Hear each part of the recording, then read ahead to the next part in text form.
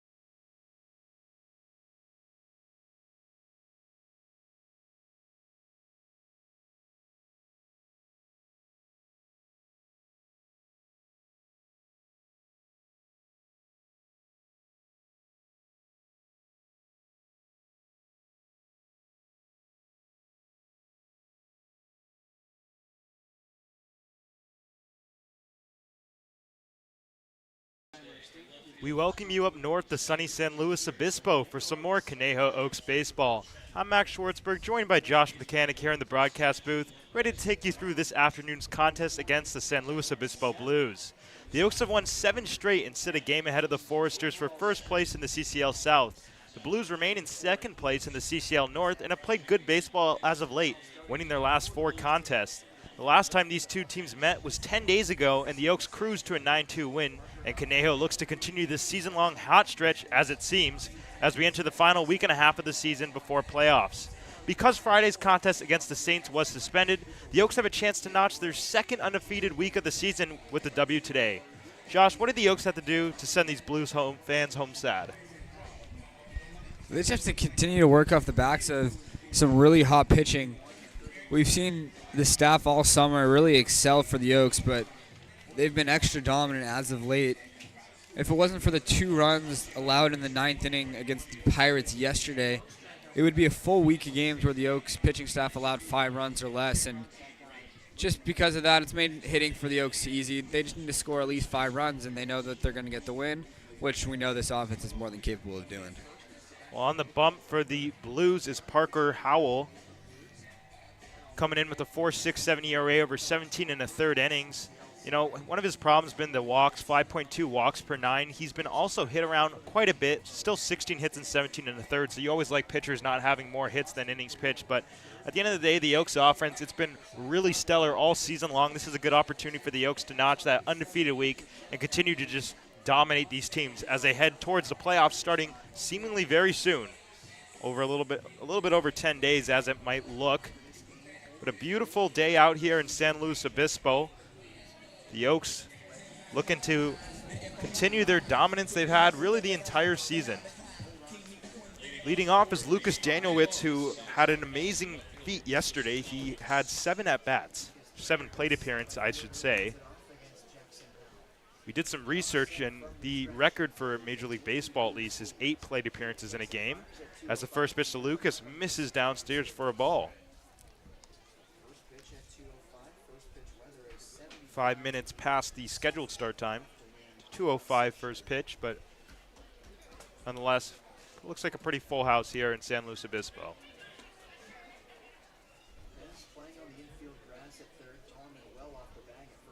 1-0 is popped up in the shallow center field, coming in and not making the catch, and it gets by. Danielwitz heading for second base. Here comes the throw, and he'll be safe.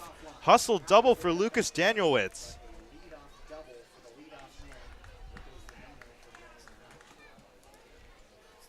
It's good hustle from Lucas, who hit one off the end of the bat there, but put his head down just in case. And it took a weird hop out there in center field, kind of bounced away from Royal.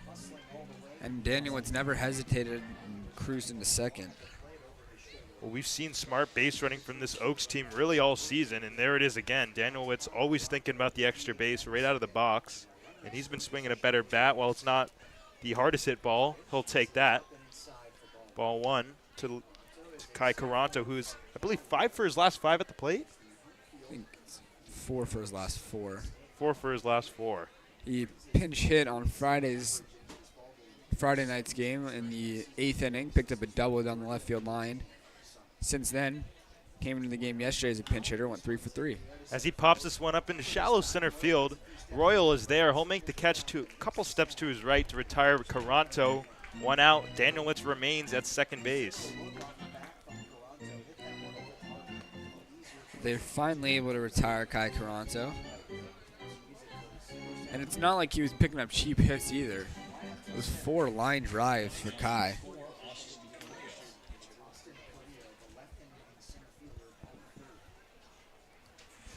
So that brings up Austin Carrillo, who has been just as hot as ever as of late. A couple hits yesterday, but had 3 hits in that beginning to be looking like a dreadful game against the Saints, and then the team kind of came alive. Obviously, that suspended game, 18-12. First pitch, he checked his swing. Did he go? Yes, he did. Not able to check it.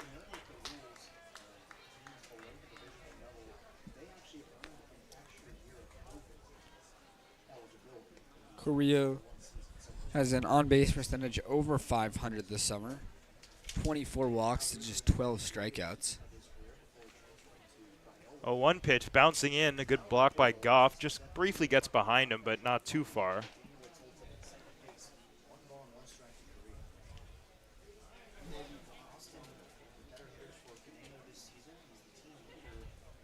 Carrillo with 24 walks to 12 strikeouts.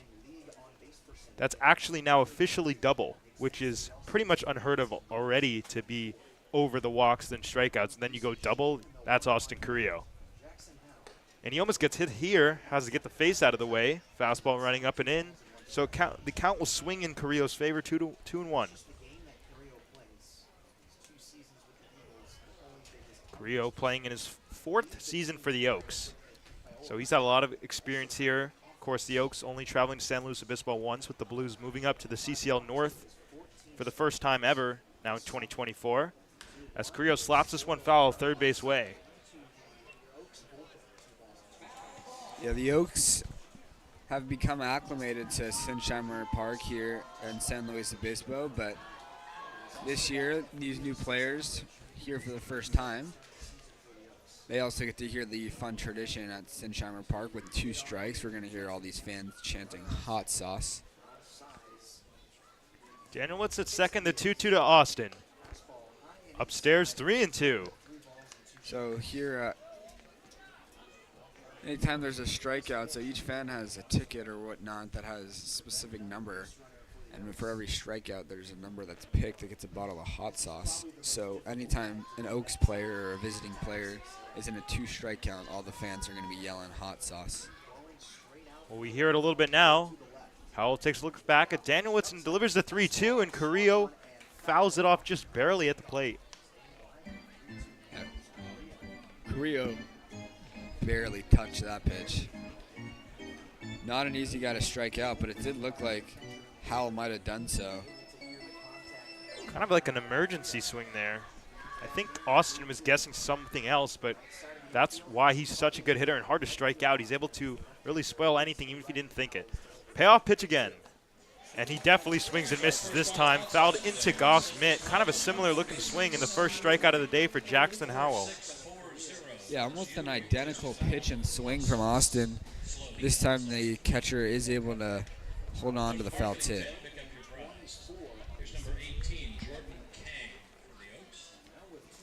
So I'll bring up Jordan Kang. 262 average and a 766 OPS. It's been a really solid season for Jordan despite kind of a slow start.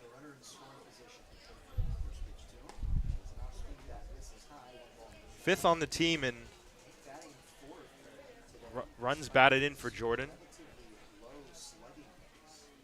That's in addition to all the hard hit balls that don't fall for King. I feel like he's got to lead the team in line outs or deep fly outs. Fastball catching the outside corner, 1-1. Well, it seems like there's always kind of that player that gets the bad end of the barrel or whatever you want to call it. Just doesn't seem to have their hits fall. I know last year you mentioned Nick Lee, he kind of that victim, and definitely a turnaround here. He's also been hitting the ball very well, but Kang's having a good season himself, but it seems like he has been quite a bit unlucky. Howell takes a long look at Danielewicz as the 1-1 is swung through. Fastball blown by Jordan.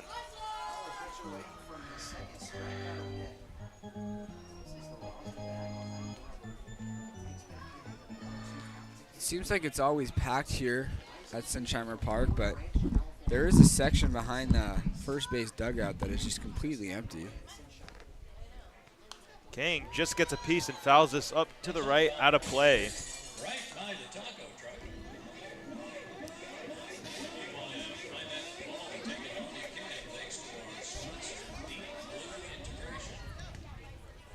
Oaks threatening here in the first inning. Danielewicz started the inning with a double, but since then Caranto popped out to Royal in center, and Austin Carrillo struck out swinging, so now he is here at second base with 2 outs. Here's the 1-2. Front door breaking ball just a little bit too far inside. The count will even at 2. King, another guy that has more walks than strikeouts for the Oaks. 15 walks to 14 strikeouts. Which is just not a feat that's common at all, yet the Oaks got a few guys that have that this summer. 2-2, swing and a miss. Got him with the fastball, the second strikeout of the inning. Back-to-back Ks ends it in the Yokes strand. Lucas Danielewicz at second base. We'll head to the bottom of the first inning, still scoreless from San Luis Obispo.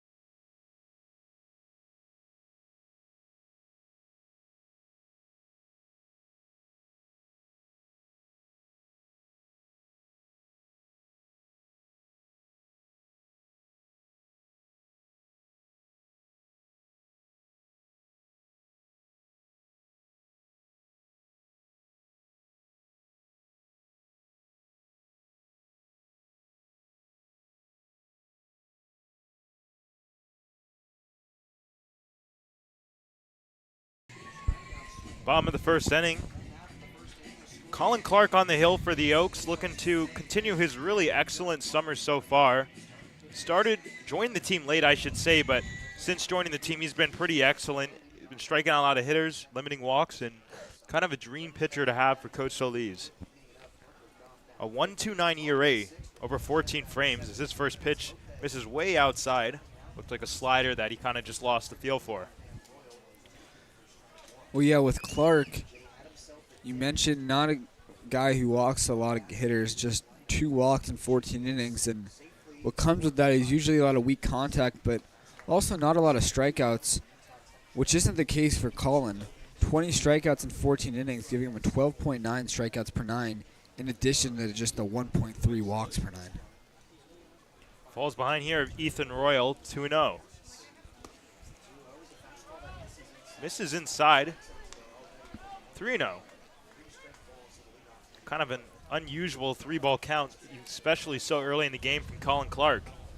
Always living around the zone and going to have to work back in this at-bat. And that'll be a 4-pitch walk.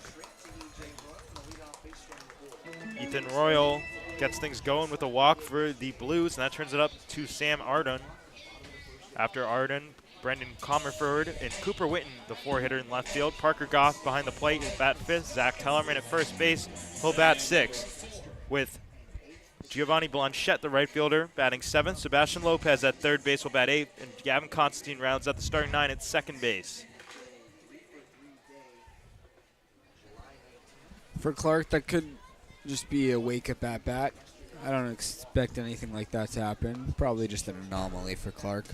First pitch strike right there. You'll love to see it. Arden actually showed bunt right there. It's definitely going to be a fake bunt.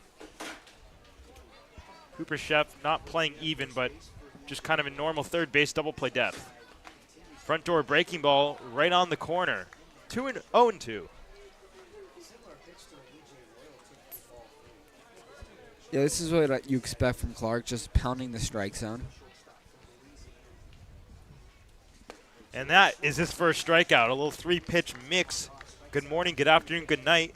Colin Clark, it did seem just like a little fluke to start off the game in the first batter. Yeah, he just might have not been fully locked in yet. Walks the first batter, realizes he has to really focus up and doing what he does best, pounding the strike zone and getting swings and misses. So Brendan Comerford, the designated hitter today. First pitch misses a little bit down.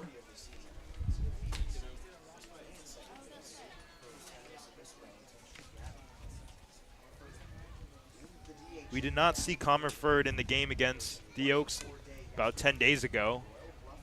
Ethan Royal did lead off that game, and a lot of the starting 9 is pretty similar, besides maybe 2 or 3 guys. Again here, behind 2-0. Now 3-0, good block by Audet, but kind of not very many competitive pitches right there. Got to reset right now if you're calling.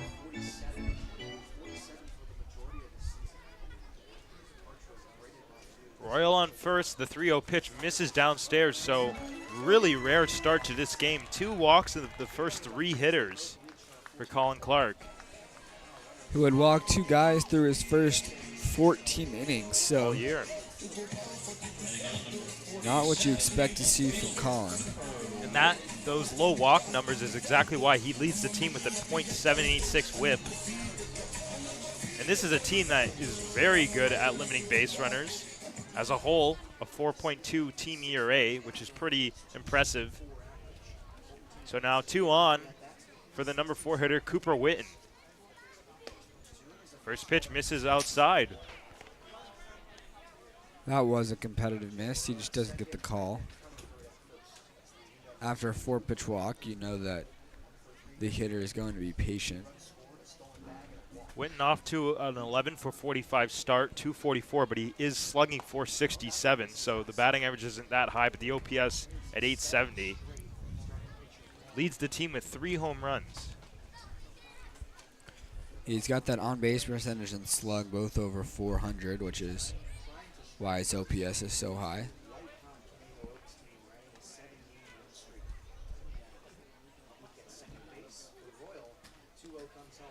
Misses way outside, and both runners are going to advance. Big wide turn for Royal, and Colin Clark's command issues seem to continue to persist here in the first inning. And while we've seen a couple competitive misses in this at-bat, I guess the story of this inning so far has been a lot just missing, not really close, not even threatening the hitter's zone. Max Audet now behind the plate going out to talk to Clark. While they converse, the defensive placement for the Oaks, Danielitz in left, Carrillo in center, Chavez in right, third to first, Chef, Camarillo, Kang in west, and as mentioned, Max Audet behind the plate. But the Blues most certainly threatening here in the first inning. 2 in scoring position and just 1 out in the inning. 3-0 pitch coming up to Cooper Witten. And he's swinging 3-0 and he pops it foul off to the right out of play.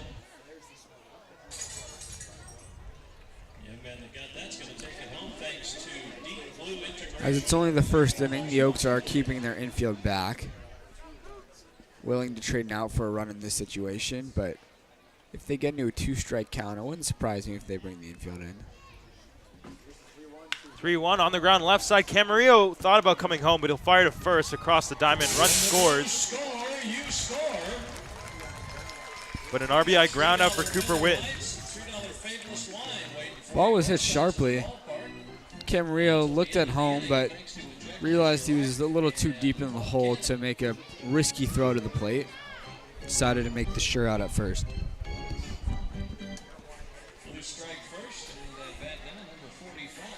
To second goes Brandon Comerford. So while there are 2 outs in the inning, still a runner in scoring position for San Luis Obispo.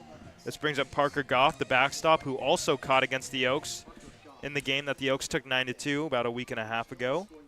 Goff was the one who was gunned out at the plate by Kai Caranto in left field to end that game.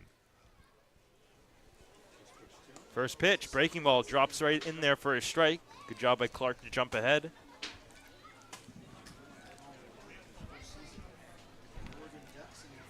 Well, that's Clark's bread and butter. He has to make sure he's getting ahead of hitters if he wants to be successful out there.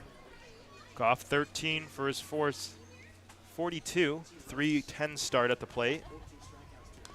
And he just taps this one towards the Oaks on deck circle, which is vacant, of course.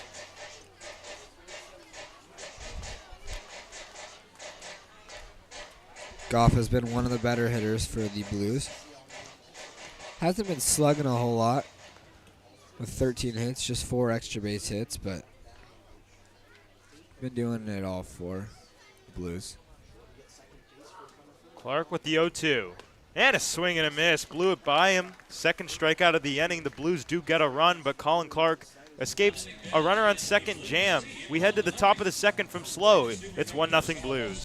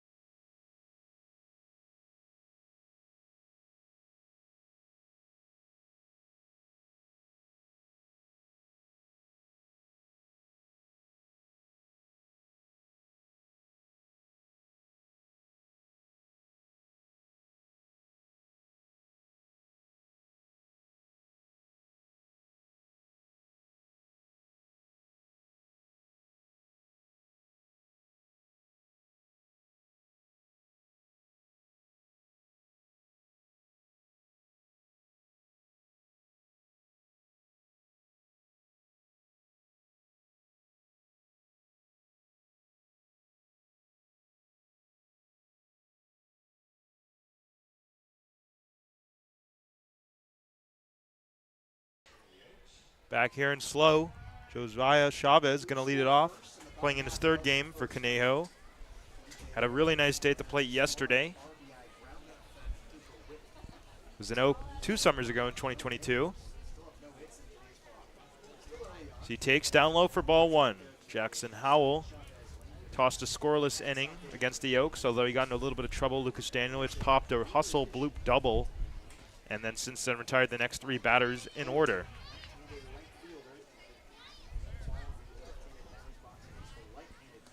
Chavez takes in the dirt, and he jumps ahead 2-0. Chavez off to a 2-for-3 start, so clearly a very small sample size, but he has walked 3 times as well, so sporting a nice 833 OPS. Looked pretty good.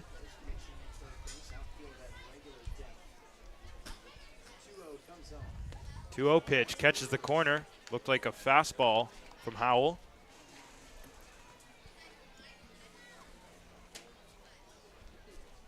Chavez played this last spring at West Virginia, or excuse me, at Cal Baptist.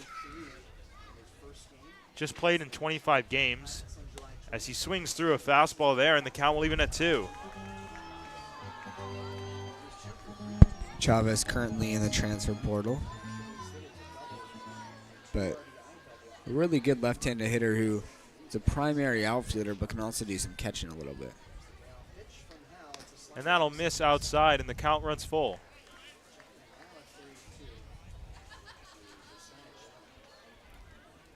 Chavez got the start behind the plate yesterday.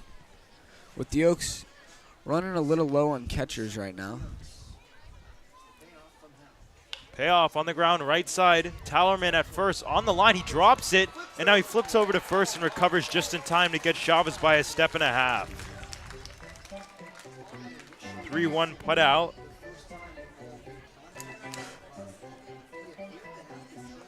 So that'll bring up Landon West, the first baseman. We've seen him at first and catcher, of course, with Max Audet in the lineup, who also could play first base. He came in first base later in the game yesterday. Audet getting the start behind the dish.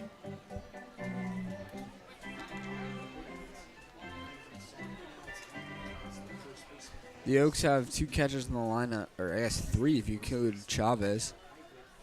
Day, West, and Chavez, all catchers.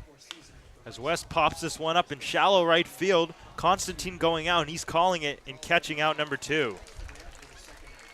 The only catchers the Oaks have on the bench are George Baker, who has been maybe playing through an injury.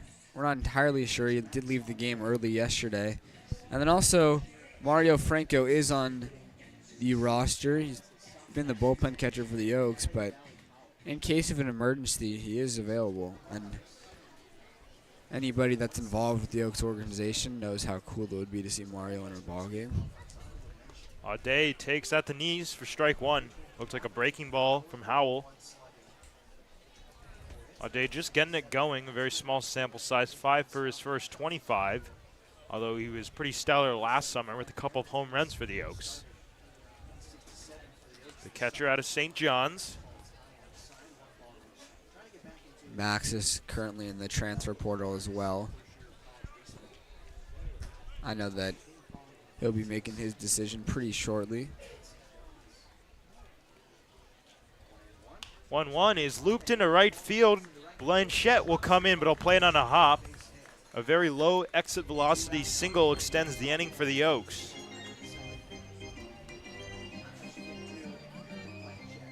So now Cooper Sheff, who has been having some of the worst struggles of the summer, just 215.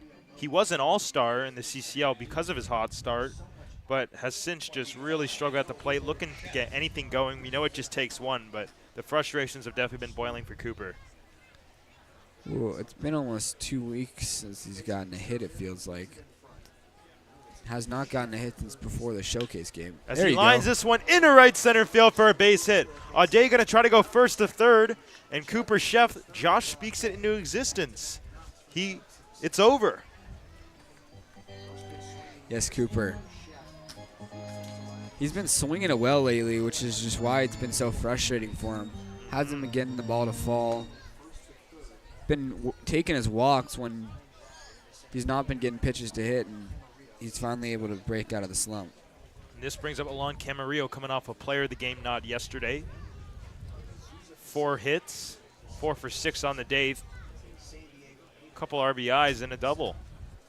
Runners at the corners for Alon. And he takes a breaking ball, missing out the outside edge for ball 1. Alon, after yesterday, up to 289 on the batting average. 2 extra base hits and 15 total knocks. Audet on third. Sheff runs at first, and this pitch is grounded slowly. Will it stay fair? No. Third base way, it just goes foul. Third baseman Lopez tosses it back into the Blues dugout.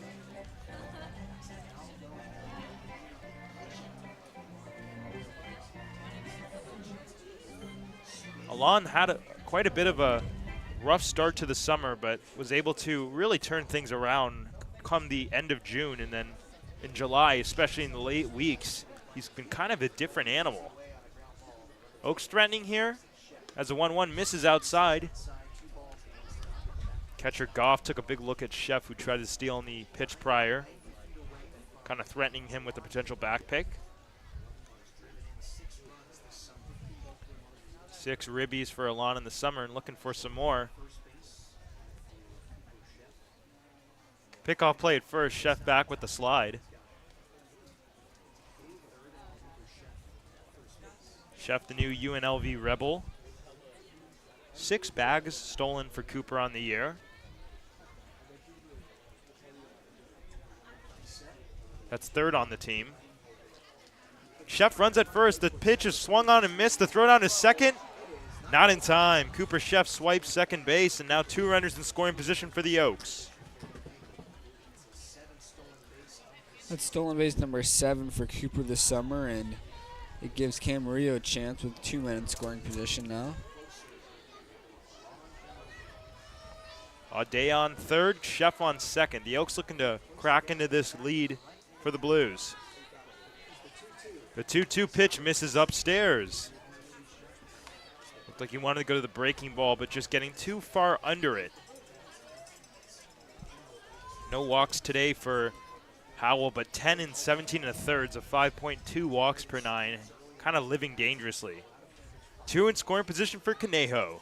Payoff pitch coming up to Camarillo. And that is on the inside corner. Strike 3 called. Alon Camarillo cannot believe it. It's strikeout number 3 of the day for Jackson Howell. The Oak Strand 2 in scoring position will head to the bottom half. It's 1-0 Blues.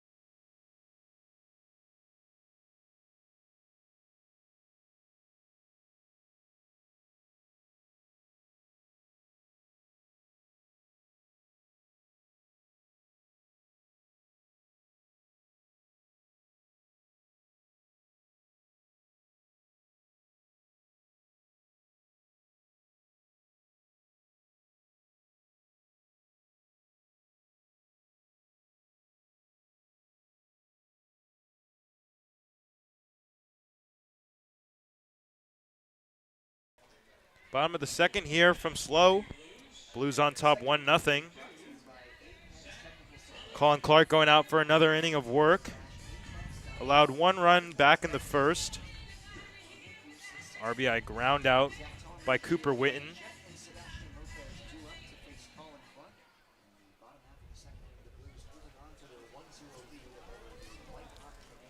Zach Tallerman takes ball 1 downstairs. We saw Tallerman at first base as he is there today in the first game of this series.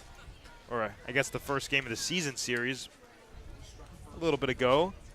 Went 0 for 4. It was kind of a rough day for Tallerman back in Conejo. 1-0 pitch, catches the corner, good fastball to get it, and the count will even at 1. The Oaks have already left four on base in this game, so it's kind of been a frustrating start. There's a really nice breaking ball, and it drops in, and Clark jumps ahead 1-2. Colin working really quickly right now. Not much time in between pitches. 1-2, checked his swing, did he go?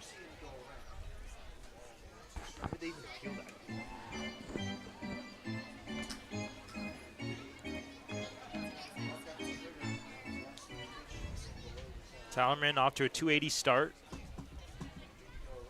Kind of an everyday guy for the Blues. On the ground, third base way, and it's off Cooper Sheff's glove and in the left field. Tallerman rounding first, but he'll pull it up there with what looked like an error to start off the inning. Yeah, I believe that'll be an error by Sheff, who we know is so sure-handed defensively. Been arguably the Oaks' best defensive player. Him and Alon Camarillo on that left side of the infield. The two of them have been excellent, but it's a miscue by Cooper. So that brings up Giovanni Blanchette, the returner to the Blues. Breaking ball in the dirt. Audet doesn't know where it is, and Tallerman heads up to second base. Frustrations boiling here, and a big workload and having to work now with a runner in scoring position again for Colin Clark. Well, for the batter Blanchette, I heard on the Blues broadcast before the game that Blanchette is actually retiring from baseball after this summer with the Blues. He's going to TCU in the fall to be a student. So this will be his last summer as a baseball player.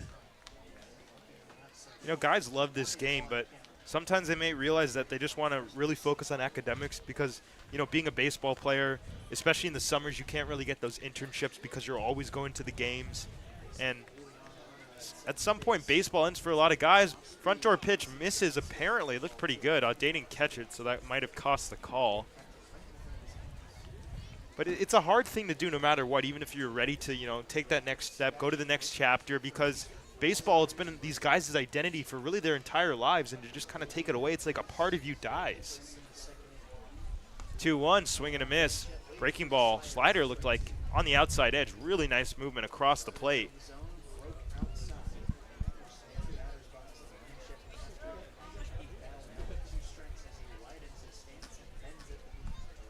Clark looks at Tallerman on second, fires the 2-2 home, line, foul down the third base line, out ahead.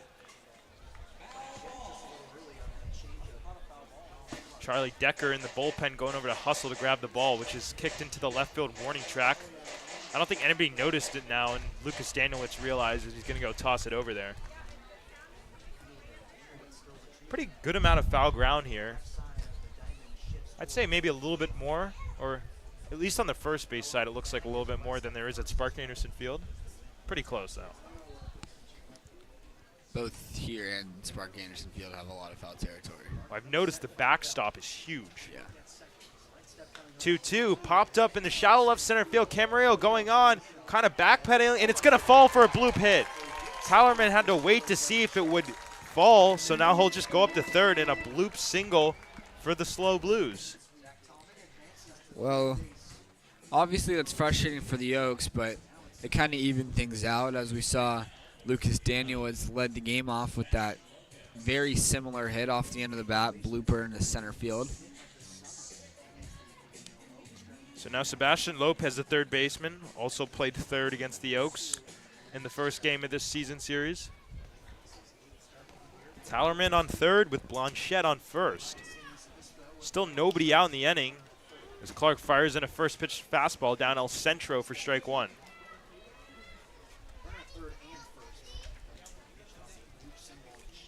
Lopez went 1 for 3 with a K back on July 10th or July 11th. Swing and a miss. Good breaking ball, and Clark jumps ahead of Lopez 0-2.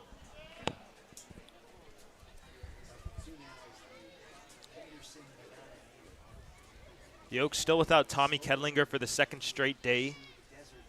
That'll miss down. Audet dropped it. Called strike three, actually. There it is. Third strikeout of the day. Thank you, Josh, from Colin Clark. It's kind of a late call, and with Audet dropping it, obviously you don't expect it to be ruled strike three, but it did look like it caught the corner.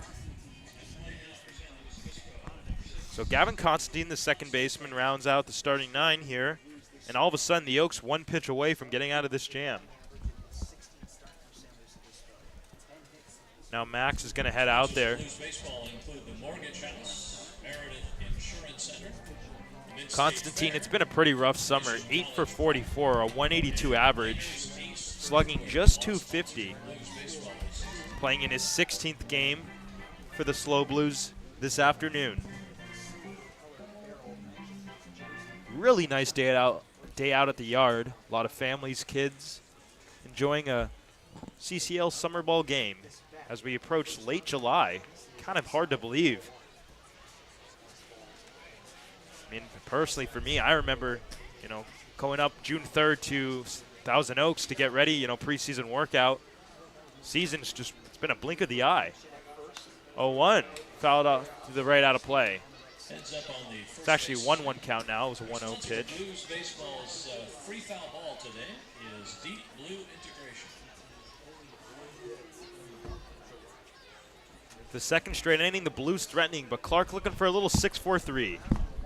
Bouncing in, nice pick by Audet on the backhand. Had to really shift his body over there and saves the run. Clark just trying to stay down in the zone and looks like away as well. Attempting to generate that 2-ball. That is on the outside corner. Really nice pitch. Count will leave it at 2. Yeah, that breaking ball locked up the hitter for sure. Well, it seems like early on he's got a better feel for that breaking ball. It looks like the slider from here than the fastball. 2-2. It is the slider, and it's fouled off to the right Heads up, first base. and out of the stadium. Bang off the But 10th right into the Riding park. outside the gates. You can pick that one Go up grab and the take foul it ball. thanks to the Deep Blue integration. The foul balls, or at least in this inning, but I believe today are free from what we've heard from the PA announcer. Yep. Nice souvenir. Runner goes at first. Pitch is swung on and missed. Strike 3. They just let Blanchette take second base because his run doesn't matter now. The Oaks just looking for that strikeout or any type of out to strand these runners. If that's you, head to the marketing tent. Really good pitch from Colin Clark. That breaking ball that's a strike for so long, but winds up in that left-handed batter's box and no chance for the hitter once he starts to swing. So that'll turn it off to the top of the order, Ethan Royal, who walked back in the first inning. One of 2 walks issued by Clark today. Now 4 strikeouts in the day for Colin. First pitch fastball, catches the top of the zone, strike 1. The Oaks have won 7 in a row. Of course, that game against the Saints has been suspended, so we'll have to wait on that. 18-12 in the 8th inning, as it is right now. Basically, looks like they're going to clinch that at least 2 spot in the CCL, which we know would end up being the 1 spot in the playoffs because the Foresters don't play in the CCL playoffs. It's been a really fun summer all the way around as they look to stay hot here and just continue to play well and play good baseball entering the final, 10 days of the regular season. 1-1. There's the slider again, and it catches the outside edge. Clark really getting a good feel for that. If he gets that today, it's going to be a better afternoon turnout, I would assume.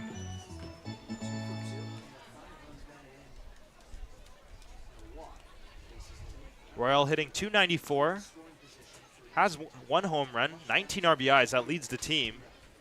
And a big RBI opportunity here, but Colin Clark would not like that as the slider misses outside.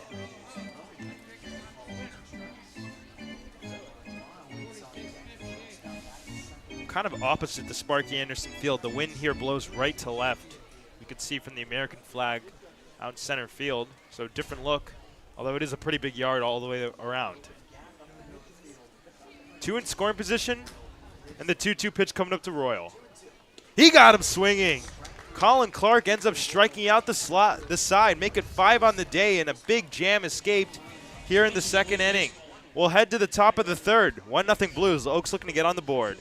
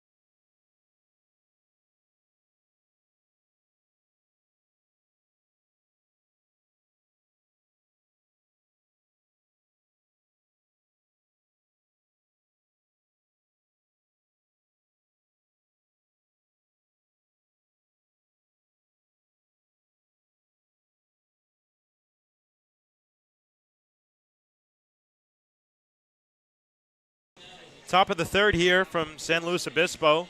The Oaks trail the Blues 1-0. They have left 4 on base, so kind of a frustrating start at the plate. They have had their opportunities and looking to change the narrative here in the 3rd. It'll be the top of the order, Lucas Danielewicz, to lead us off. And Lucas fouls one straight back. Danielewicz doubled back in the 1st inning, a bloop double to left center field, and he was able to get 2 bags with some hustle. We know he plays the game really hard and does all he can to help the team.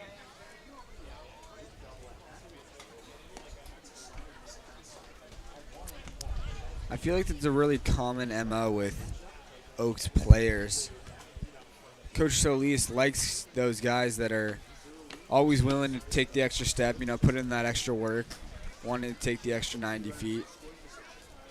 1-1. Really hard workers. That's really what Coach Solis and Mike Sosha, who founded the Oaks, that's what they pride themselves on. And it's really impressive. A lot of guys in summer ball, it's always me, me, me. How could I develop to get better? And while that's obviously a goal moving forward in their collegiate seasons, we've talked about the transfer portal all summer long as Danos lines this one, but caught at shortstop by Ardone. Tough line out for Lucas. But as I was saying, it seems a lot of the time in summer ball, players really just focus on their own development, which is, of course, going to be important, but the transfer portal, a lot of the guys, obviously we've been seeing that all summer long, but it's really cool to see that they're also so focused on just helping the team out, and I think that makes them better in itself. I mean, look at the Oaks. They're sitting at 21-8, ahead of the Santa Barbara Foresters for first place in the CCL, and we're on July 21st. Kai Caranto takes one missing inside. Looked like a breaking ball from Jackson Howell. Caranto is hitting .340 now. It's been excellent for the Oaks, especially as of late. He hit .330 at Cal Lutheran, so I guess we shouldn't be too surprised. As the 1-0 pitch swung on a miss. Good slider from Howell.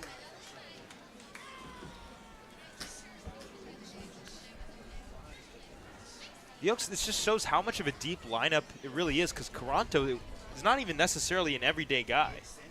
I mean, with the way he's playing, that could very much so be the case, especially moving into the postseason. 2-1, missing downstairs. But more guys are just making that bid to try to get a playoffs roster spot, or I guess you'd say starting lineup bid. I mean, we've seen contributions from really 1 through 9 in those different revolving, shifting lineups throughout the entire way. 2-1 coming up to Kai. And he lines this one in the right center field. Blanchette coming in. He'll make the catch, build the cap high for out number 2. Well, Caranto provides the Oaks with stellar defense in addition to the hot bat that he's been swinging. Can play the infield and the outfield. Also has an outfield assist. Really does it all for the Oaks. So Austin Carrillo, the first strikeout victim, the first of 3 for the starter Jackson Howell. Had a pretty awkward looking at bat. Looked like he was really fooled by the fastball and the breaking ball tunnel as he was able to check his swing on a ball downstairs, 1-0. And kind of those swings, he took back-to-back awkward looking, kind of hesitant looking swings, and we really don't see that from Austin Carrillo. So I'm sure any pitcher who gets that kind of reaction out of Carrillo is feeling pretty good about themselves. Of course, Carrillo, as we talked about, his 4th season with the Oaks, he's definitely built a reputation in the CCL. And considering the fact that the Blues were in the CCL South for all 3 seasons up until now, the 4th, he has been well known by these fans, I'm sure. Passionate fans coming out every summer to catch some baseball. Well, and not just Blues fans here in San Luis Obispo. The Oaks actually have a super fan of their own that lives out here in SLO, so every time the Oaks come up to San Luis Obispo, we have him and his family, his older brother and his 2 parents. They're always sitting right above the Oaks dugout. Xander, he hangs out in the dugout before the game as well. Carrillo takes 3-0. In their first strike, Austin thought it might have been inside, asking the home plate umpire about it.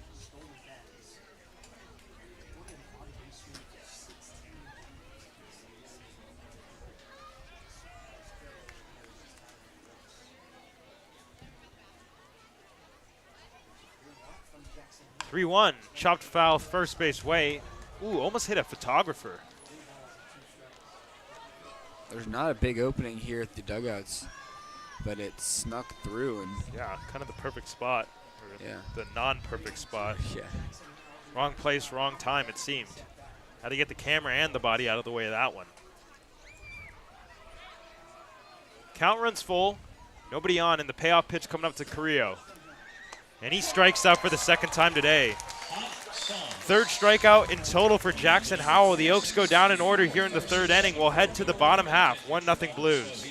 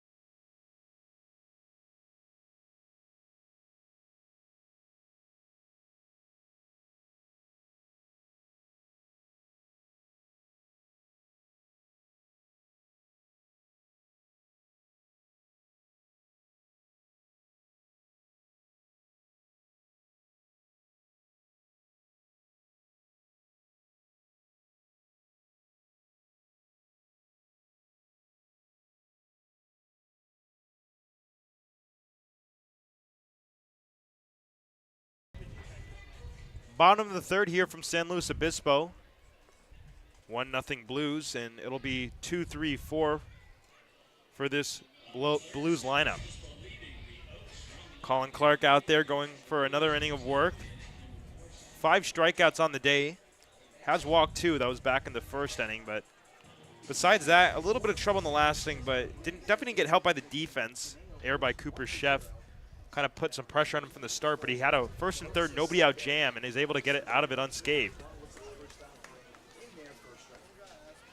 Yeah, that was really impressive by Clark, who did what he's been showcasing all summer, and that's been getting the swing and miss.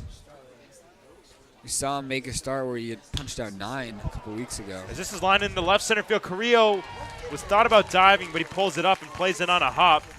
A ringing single to start off the inning for Sam Ardone.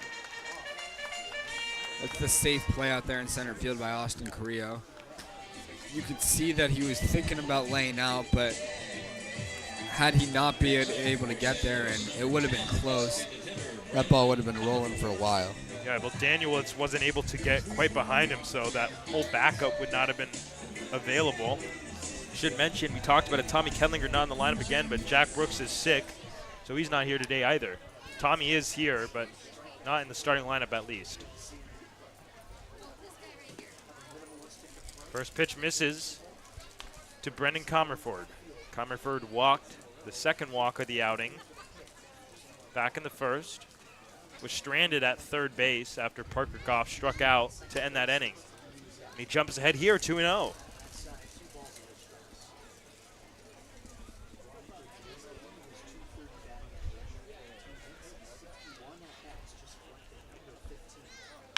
On the ground, third base way. Chef goes to second for 1. Kingstad to first. In-time double play. A tailor-made 5-4-3 to erase the leadoff single. It did not happen. 2 outs and nobody on. Nice job by Clark. Bounce back pitch, and tailor-made double play ball to Cooper Chef at third base. Good turn by King at second as well. Didn't need to rush it. Knew he just had to make an accurate throw.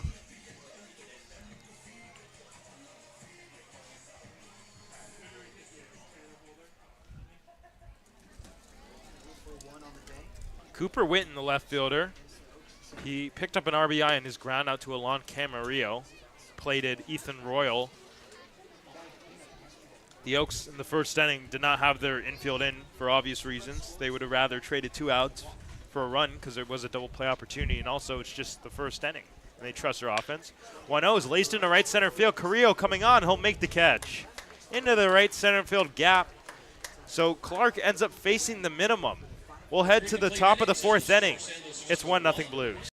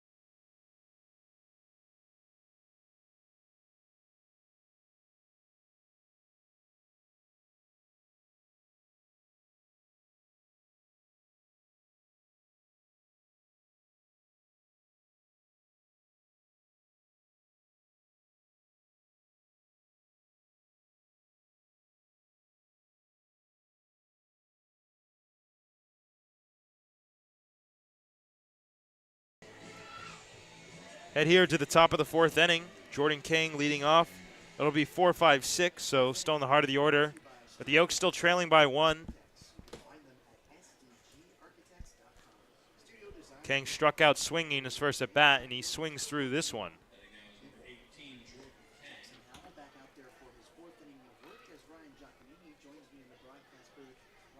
King, 1 of 4 strikeouts for Howell.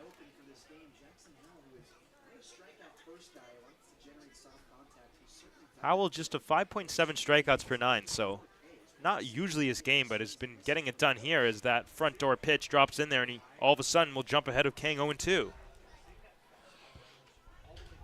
A 4, 6, 7, and 17 1/3 for Howell entering this afternoon's contest. Jordan King hit the first Oaks home run that actually left the yard. As he swings and misses in the dirt, tagged out by Goff, and make it 2 times he's down by way of the K.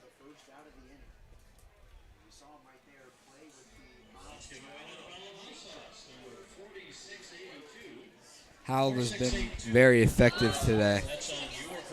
Did get out of a couple of jams in the first and second inning, but has really been quieting this Oaks lineup. So now Josiah Chavez, whose .833 on base percentage in two games has been lowered by grounding out to Tallerman at first in the second, gets his second look and fouls it straight back to the screen.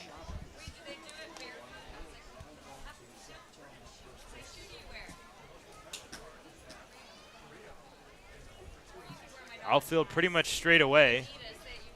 Power to all fields for Chavez. I'm sure they remember him from 2022. Pitch misses a little bit outside. Looked like a changeup from Howell. Well, we mentioned not too much of a strikeout pitcher, but now 5 on the day, and he also struck out Austin Carrillo twice, who we noted was double, as this is lined into right field for a base hit. Kind of a weak contact, another weakly hit ball, but it does fall for the Oaks. But Carrillo entering this game 24 walks to 12 strikeouts, and all of a sudden Howell's got him down by way of the K twice. It's a good piece of hitting by Josiah Chavez. Even though he was out in front of that pitch, you could see his swing path was good as he was still able to hit a line drive into right field for a base hit. So now 1 out, 1 on for Landon West.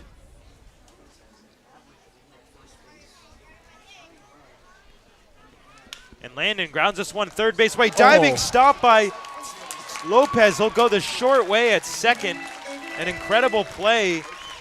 That ball looked like it was ticketed for left field, but it'll be a fielder's choice. That was a Superman dive at third base by Lopez. Definitely looked like it was going to be a single off the bat of West, and he went all-out extension to make that play.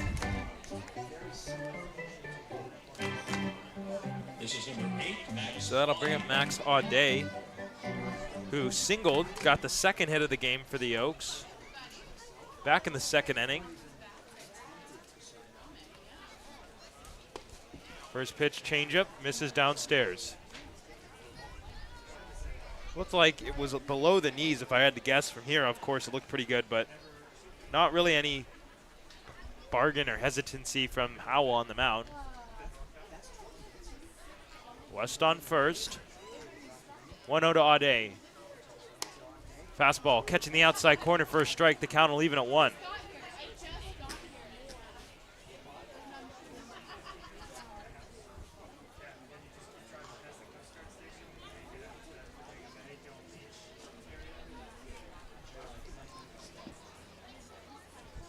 Check over at West, but he's back sliding.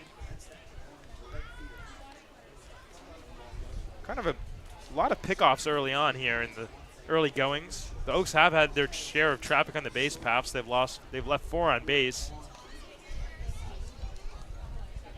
West not known for his speed, but will be able to swipe it back if he tries. Audet swings through that one, 1-2. And Landon, as a catcher, doesn't need to be the fastest guy, but does everything the right way. He's also growing a goatee. I don't know if you've seen Landon. He is. No more clean shaving. Says his girlfriend doesn't like it. 1-2, Audet just gets a piece on the hands and pops it straight back.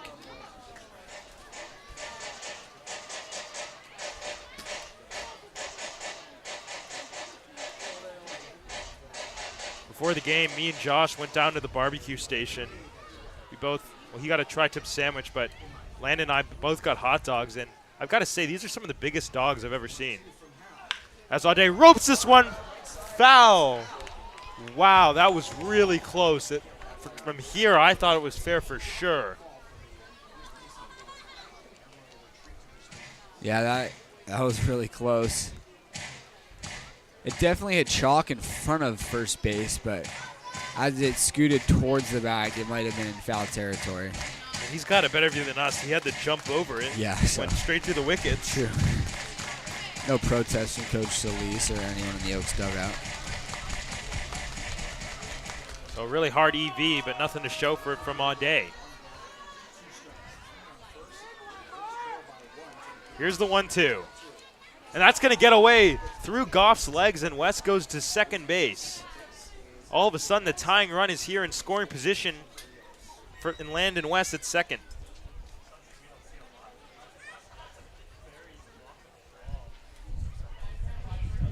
For a moment, I thought that was a cross-up because, I mean, it looked like that was a pretty, I don't know, it just looked like a ball that he could have caught on the fly, but that was low, but just kind of went straight through his legs. Of course, he's trying to block it because it wasn't dirt.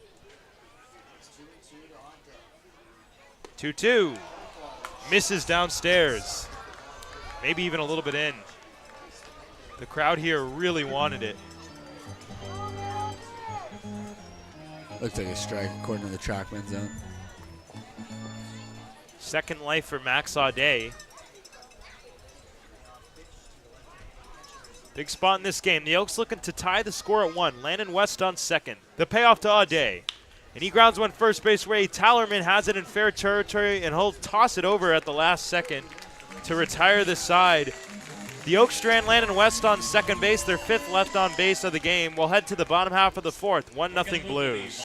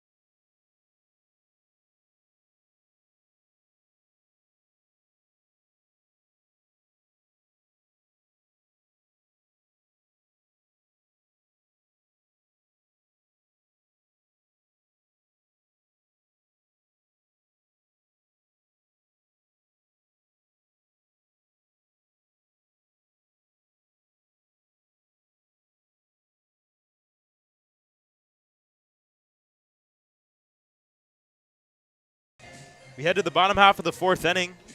Colin Clark has allowed 1 earned run, struck out 5 in the process. Besides that kind of rough first inning, it's been a really nice game. Did get into a little bit of trouble in the second, but that was mostly because of a leadoff error. Cooper Sheff kind of booted a ball at third base, and Clark basically stranded runners at first and third and nobody out, which is really impressive. Had a nice inning in the third where he faced the minimum, leadoff single from Sam Arden, and then a 5-4-3 DP, so Chef made up for it, and then a line out. So that brings us to Parker Goff, the backstop for the Blues. Takes one just a little bit outside. The count will leave it at 1.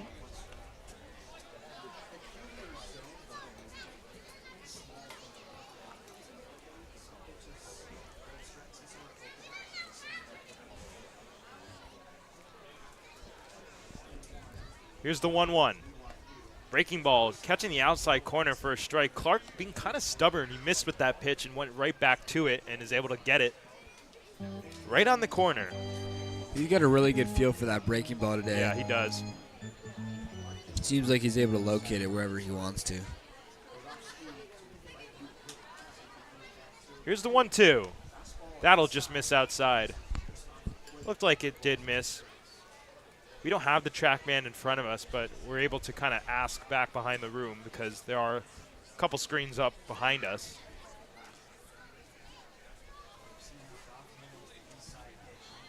Goff was a strikeout victim back in the first, and he grounds this one off of Clark, but he will cover and throw it to first. Hopefully he's okay. It looked like it kicked off his glove and to his stomach area, but I'm sure it just was a little painful, but he'll gladly take that for out number 1.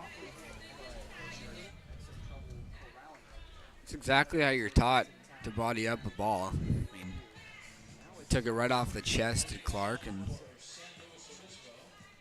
no panic from him, knowing that he had the time after the ball kicked away a little bit. Stayed composed and picked it up and threw over to first.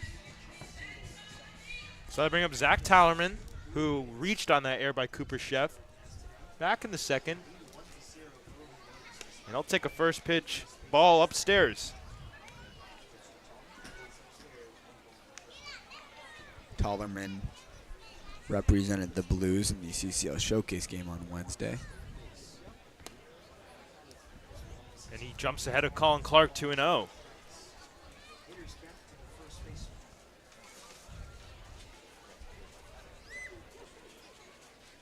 Tallerman is transferring this year. Was at UC Riverside, but now he's headed to San Jose State in the Mountain West.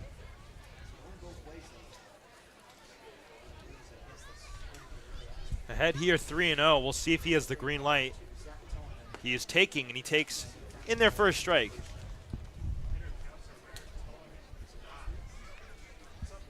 I've noticed a lot in summer ball, especially when it makes sense. There's a lot more 3-0 green lights than you would think about in college baseball. On the ground, back to Clark again. And some deja vu. This one does not hit him in the stomach. He'll run it over for the long way and then toss over to Landon West for another 1-3 in the scorebook. Clark fielding his position well this inning. Making sure that he's staying ready on these comebackers.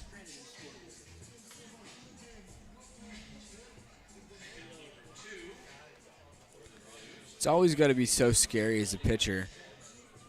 Falling through on a pitch when knowing anytime one of these batters goes to hit one 100 miles an hour right back up the chute.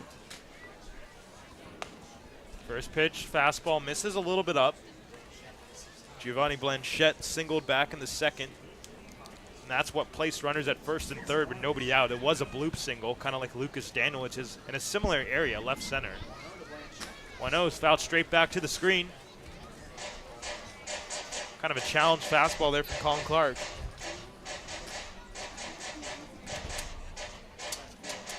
Blanchette was with the Blues last season.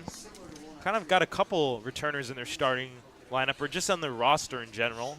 The Oaks do as well. 1-1, slider. Does miss outside, or at least according to the home plate umpire. From here, it looked like it might have been a little bit out, but can't really tell. Sebastian Lopez waits on deck.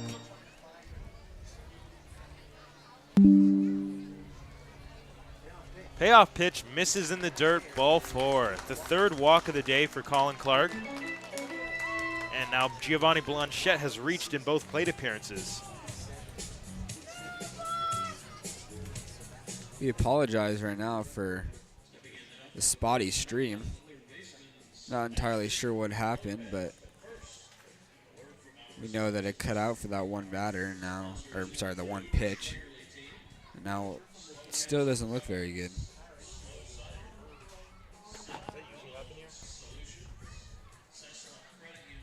Mound visit here with Colin Clark. Facing Sebastian Lopez, who's off to a really dreadful 1-for-19 start at the plate. He's just playing in his 7th game. One of the 7 did come against the Oaks.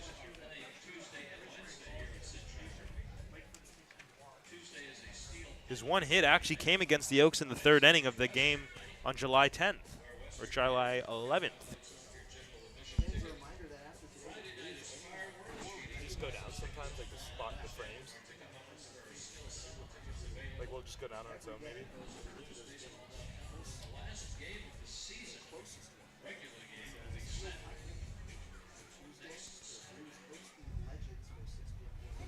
Mound visit ends, and Lopez swings and fouls one off. Gets back to the screen.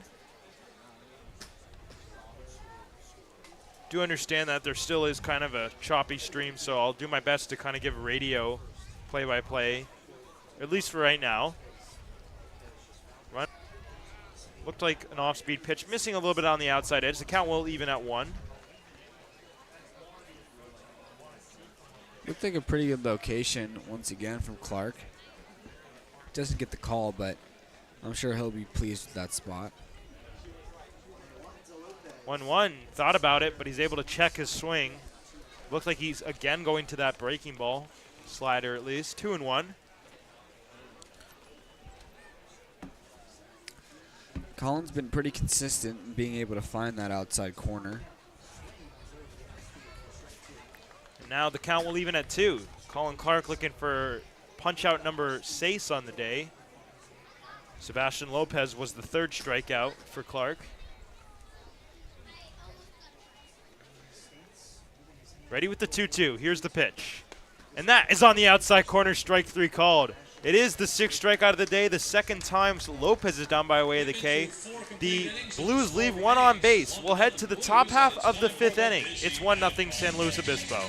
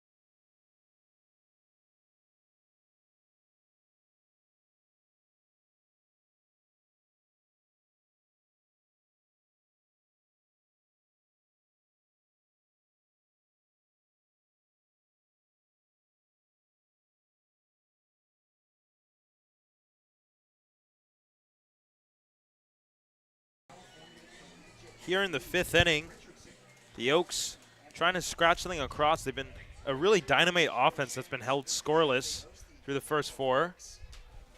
Starter Jackson Howell has been dealing, struck out 6, and Cooper Sheff takes on the outside edge for a strike. He's actually struck out 5, check that. Sheff singled back all the way in the second inning, but kind of broke up his huge slump. We've talked about it. It only takes 1, and it wasn't even a cheap shot. It was a really nicely struck ball into the right center field gap, and you had to figure it was only a matter of time with the way Cooper's been swinging the bat.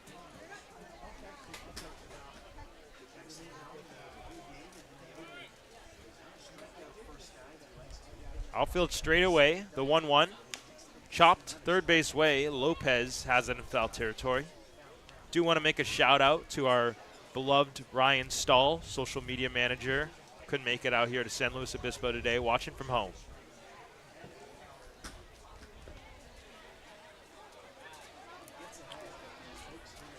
It's a long drive if Ryan were to come out here with us. Yeah. 1-2 on the ground, a shortstop. Arden to his right, slides a couple steps and fires across to retire Sheff for out number 1 of the 5th inning. Nice play.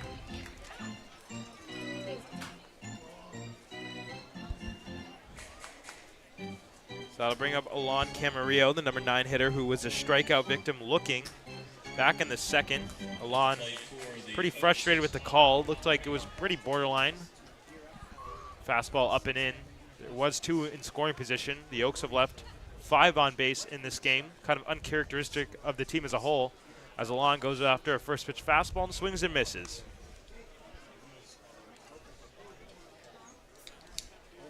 Blues have been playing some good baseball. They've kind of found a home in the number 2 spot in the standings of the CCL North. They've won 4 straight. The Oaks, of course, riding a 7-game win streak. And a chance to go undefeated in a week for the 2nd time if they are able to come back here today and scratch across a W up north. 1-1 pitch. Big swing and a miss. Looked like a really good breaking ball. Camarillo on top of, and it'll fall behind 1-2.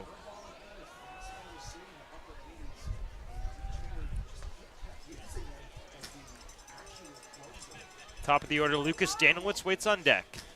1-2, lined and caught. Lopez at third base takes a hit away from Alon Camarillo.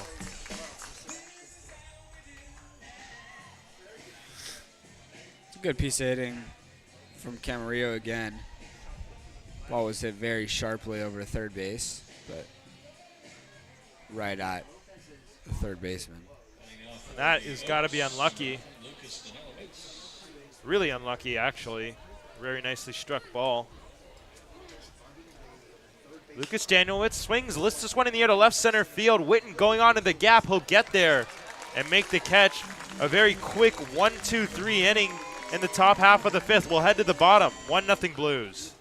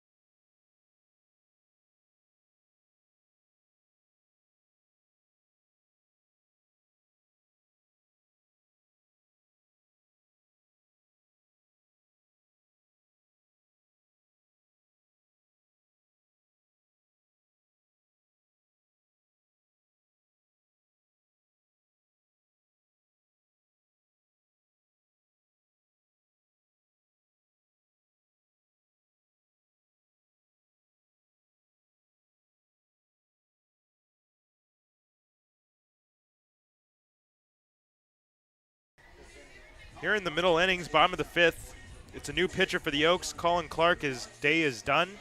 It's Chris Lozano in, but Clark, very nice outing as a whole. 4 innings pitched, 2 hits, 1 run. It was an earned run, and 6 strikeouts. He'll hand it over to the southpaw Chris Lozano, who's only pitched 7 frames this summer. As ECO's first pitch bunt, Lozano to his left. Nice play, fires to first in time. Pitchers are athletes too, a very athletic play, and Lozano with the left-handed throw having to spin around his body. I'll tell you what, that fires me up.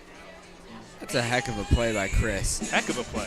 For a left-handed pitcher to have to range to its glove side and then spin and throw accurately to first base. Great job by Lozano. And I do want to mention, not that it matters or that anybody cares, but that's the third 1-3 put out of the game. We're only in the bottom of the 5th, which is kind of rare. I mean, you don't see that type of result every day.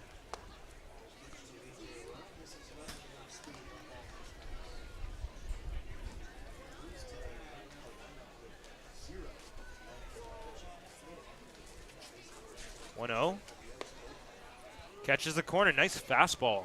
Looks like it had some good sink on it. Count will even at 1.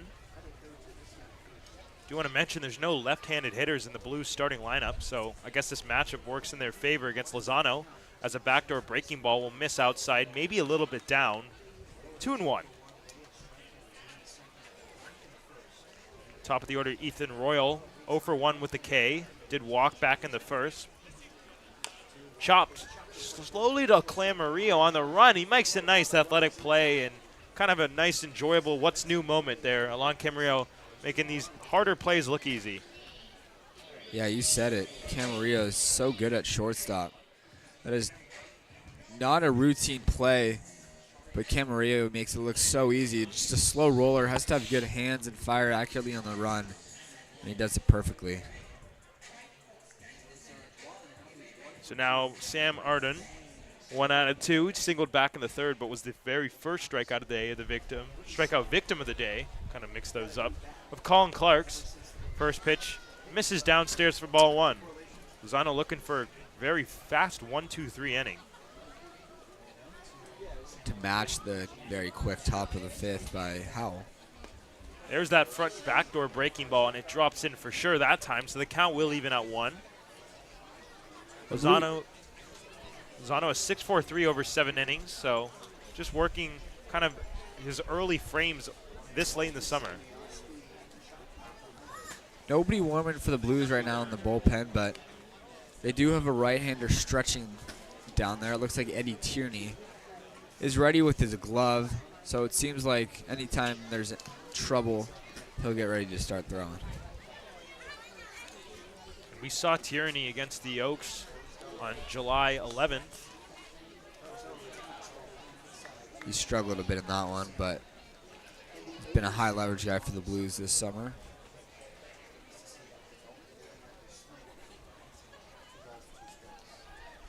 Two-two pitch coming up, and it's fouled off to the right out of play. That one's way over into the Little League field. Our sponsor of free foul balls today is Blue Integration. You find that ball, you can take This inning started with the Gavin Constant ground out back to Lozano, and then Ethan Royal grounded out to Camarillo at short. 2-2, swing and a miss. Very nice and easy 1-2-3 inning from Chris Lozano, and he caps it with the K. We'll head to the top half of the 6th. 1-0 Blues. It looks like a pitcher's duel so far.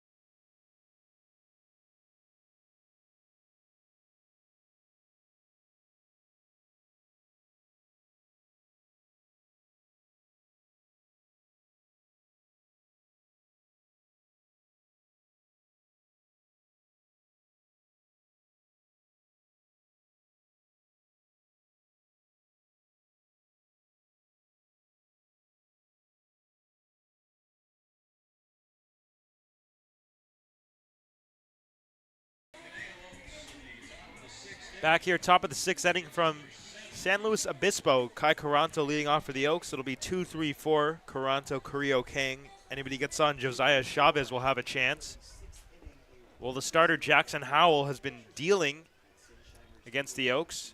Struck out 6 batters and is not allowed an earned run as Caranto pops this one up over to the right of us. And a dropped ball by a fan. He went for the one-handed catch, and pretty routine it looked to be, and unfortunately just an E-fan. Yeah, I think he had the phone in the right hand, and I think that's what distracted him. Tried to make the play with the left. I mean, he had great concentration on it, and it looked like he had it. And Caranto pops this one up in the shallow center field. Second baseman Constantine going out. Now the shortstop Arden calls and catches it just in front of the center fielder Royal for out number 1.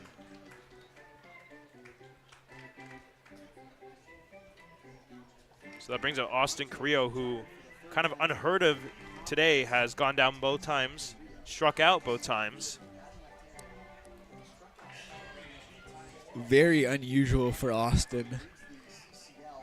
I feel like he's had another 2 strikeout day, but one of them was looking where he got unlucky. Very rare do we see him go down swinging twice in the same game. And Howell immediately jumps ahead with the first pitch breaking ball in the zone for a strike. Eddie Tierney is just lightly tossing in the Blues bullpen. I'm sure the plan was to get him into this game sooner, but with how much Howell's been dealing, can't fault them for wanting to leave him in. And this is an Oaks offense that has a team 752 OPS. That leads the CCL South. And they've just really been kind of that offensive team all summer. 1-1 is fouled off to the left, but non-playable for Witten in left field. It did land in the field of play, but of course still foul.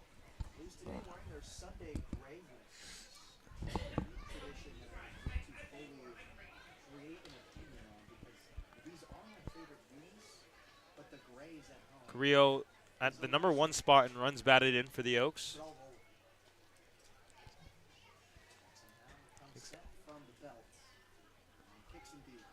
One, two, out to right center field. This is going to get down and split the gap. Blanchette over to the cover, so he's able to hold Carrillo to a single.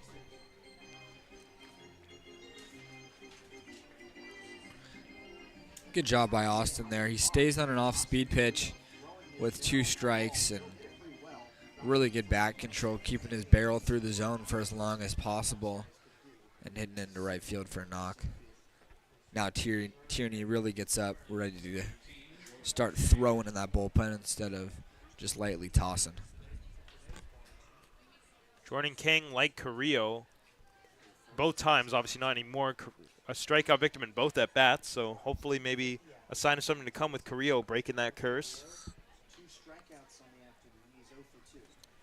Entering this game, King was 15 walks to 14 strikeouts. As he lines this one in the left field, playable for Witten, goes back a couple steps and makes the catch for out number 2.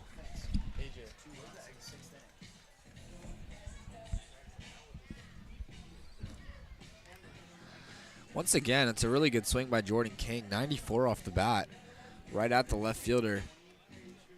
We talked about in his first at-bat, but he's got to lead the team in hard hit balls that have resulted in outs.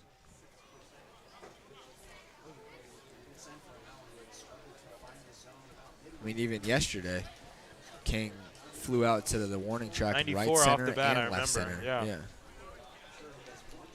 Josiah Chavez will have to wait, check over. Back safely is Austin Carrillo. Chavez 1 out of 2. He singled to right field back in the 4th inning.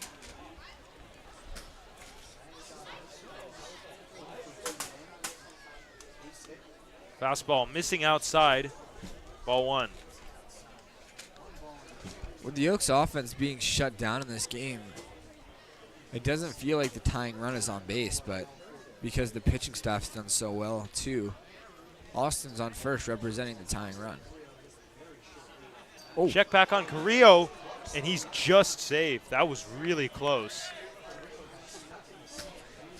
He didn't even have the biggest lead, but started leaning towards second base and just made it back in time. I agree with you, Josh. It's a 1-0 game, but it feels like the Blues are leading by way more just because of how hard things have been to come by for the Oaks. Only 3 hits this afternoon. Another check, but Carrillo's definitely back this time.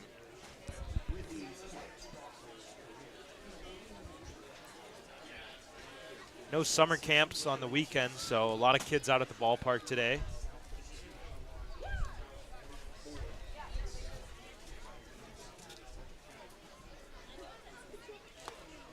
Fastball, almost the exact same location of the first pitch of the bat, but that one does catch the corner. 1-1.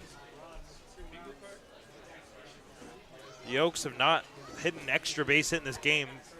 Going back to the very first batter of the game, Lucas Danielwood's double, the bloop double.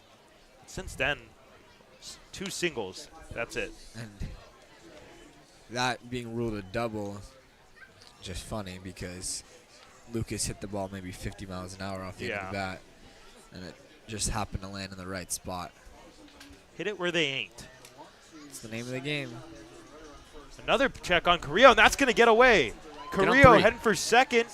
He will not go to third. The grass kind of killed it there. Yeah. It looked like initially it was rolling pretty fast, and then the grass just said no. Yeah, it's a lot of foul territory. We're talking about it a little bit pregame. The grass here at Sinsheimer Park, especially in foul territory, is very thick. So that definitely contributed to the ball dying. We talked about it where if you can see flowers, on a baseball field, on the grass, there's a problem. Yeah. Just like that, the tying run in this game is standing at second base. Josiah Chavez looking to plate the first Oaks run of the game. Here's the 2-1. And he checks his swing, and it misses up and away, 3-1.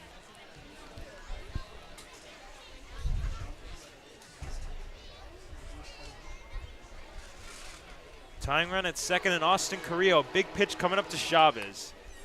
A good hitter's count to a very good hitter. The 3-1. Chavez grounds this one to second base. Constantine to his left, plays it on 3 hops and slings to first. For out number 3, the Oaks strand another runner. The 6th strand runner of the game will head to the bottom half of the 6th. It's 1-0 Blues.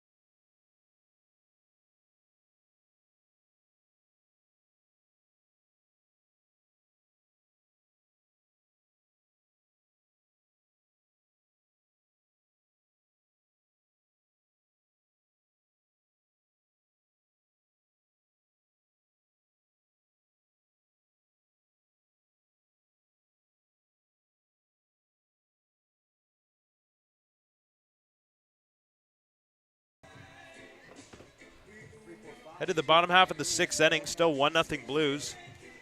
Chris Lozano, who worked a 1-2-3 inning with a strikeout in the 5th, will continue here in the 6th.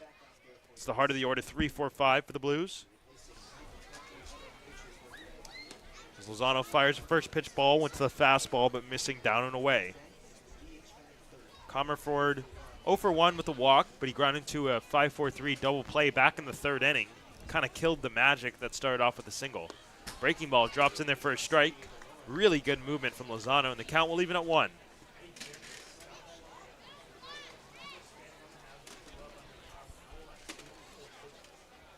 Ooh, there it is again, and he's way out ahead. So Lozano looking for another strikeout. He ended the 5th with a K, swinging. Got Sam Arden, the shortstop. Lozano came in today with 9 strikeouts in just 7 innings. Good for an 11.6 strikeouts per 9.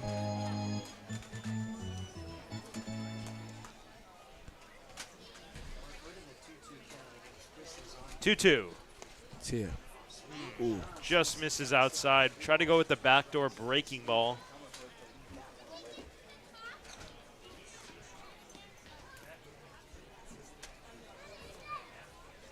Really good pitch by Lozano. 4 walks in his 7 innings. As the 3-2 is popped foul just under us. Have we ever had a press box foul ball here, Josh? Not while I've been here. It's doable. I mean, the only problem is there's that little overhang above us, but It's got to be one of those. like one of those liners that's absolutely. Fouled again to our right this time.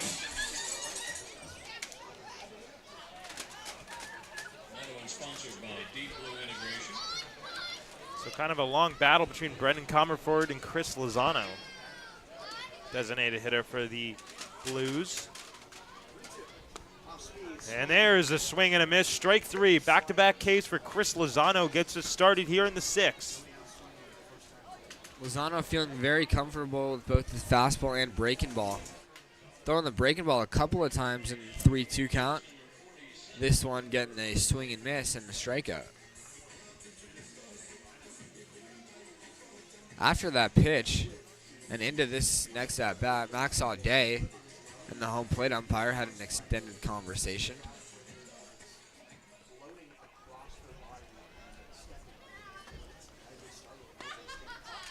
I'm not sure what that would be about. Do you have any ideas? Could have been the 2-2 pitch. That was outside. Max just wanted to know, how far out the umpire is willing to go. That misses outside, 1-1.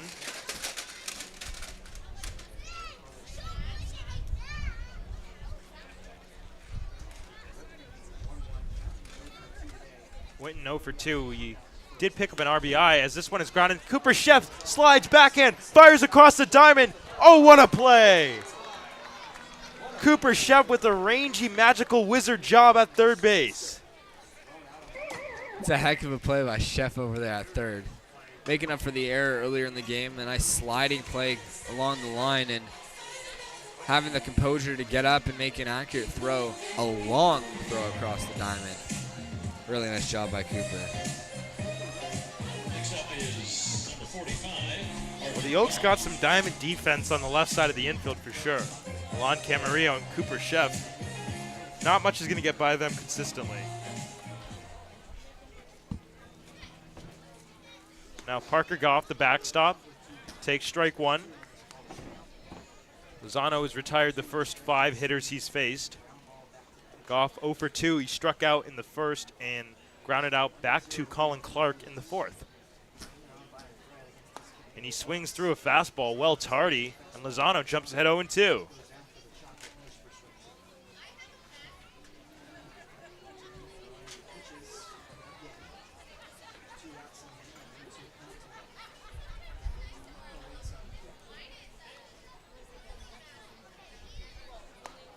Oh, 2 pitch, misses outside on the outside edge. But really good spot from Chris as Max lets him know.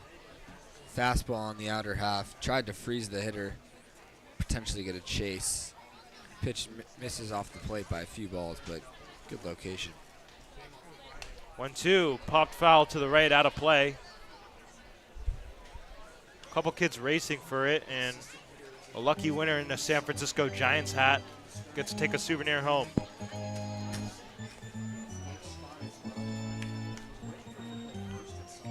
I guess because we're well north of Thousand Oaks, would you consider most of the fans here being San Francisco sports fans? It's so funny. I was sitting here thinking the exact same thing.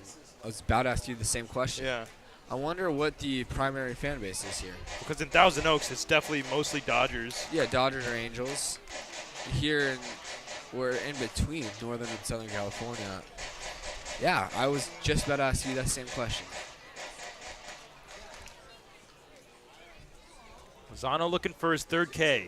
And this is flown out in the center field, straight away for Austin Carrillo. A couple steps to his right. Sunglasses on, he'll make the catch to retire the side here in the sixth. Nice little 6 up, 6 down for Chris Lozano. We head to the top half of the seventh. It's 1-0 Blues.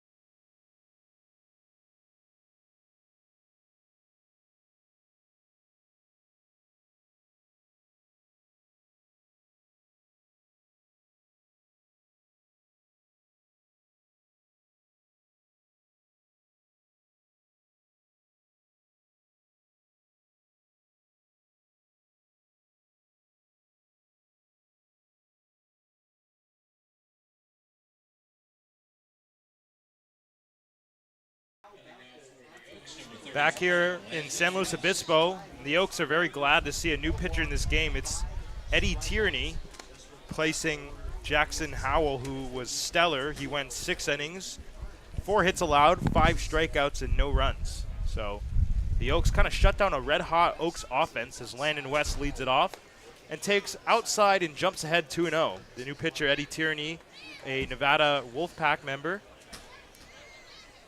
Tierney going to be throwing very much sidearm, almost submarine. He's got pretty good velocity for someone who throws from that angle. It's going to be 85 to 87, Eddie.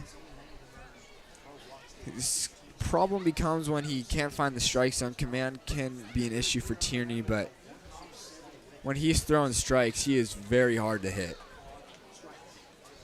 2-1, and West gets sorted. Looked like he was fooled on a slider or a two-seam. Yeah. Eddie's got Fooled that. me. Yeah, Eddie's got the arm side run on his fastball and a disgusting slider that just runs away from the right-handed hitter. As that pitch is swung on and fouled, tapped behind the plate, Max Audet on deck will toss it over to the ball boy. The Wolfpack at Nevada this year were really limited to find guys in the bullpen that they could trust. Late in the year, Tierney was a guy that they could go to for an inning if they needed it. As West flares this one, this is going to fall for a base hit. the, I believe, third bloop hit of this game for the Oaks. And it looks like the baseball gods wanting the Oaks to scratch across a run here, as now the tying run all of a sudden is back on first base. Well, we saw this happen against Eddie the last time that these two teams faced. A little bit of bad luck, and then the Oaks offense jumped all over him. We'll see if he's able to stay more composed this time and make some good quality pitches after getting unlucky with a bloop single falling.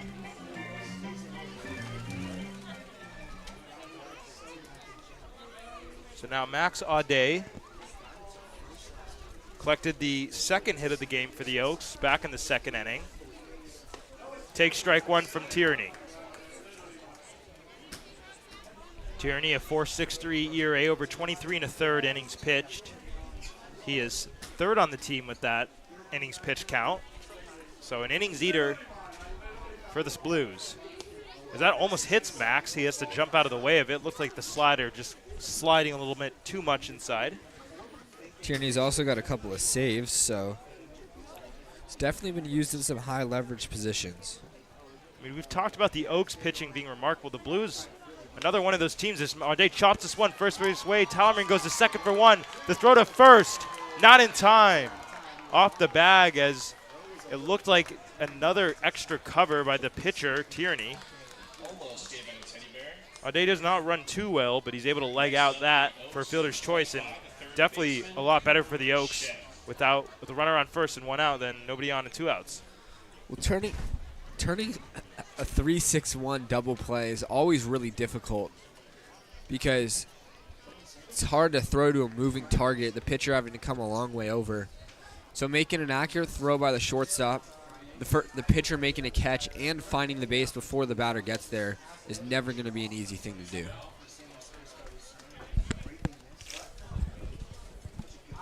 Yeah, that was a bang play too. Audet just getting there. Yeah, it's even closer than I thought Max was going to beat it by a lot, but good defense by the Blues, good turn to make it close. The Chef is late and gets sawed off, sends this one over towards the screen by the ball boy. Well, when you're facing this version of Eddie Tierney, who's really finding the strike zone on every pitch, it's going to be difficult to hit. Chef will be facing Eddie Tierney a lot this coming season.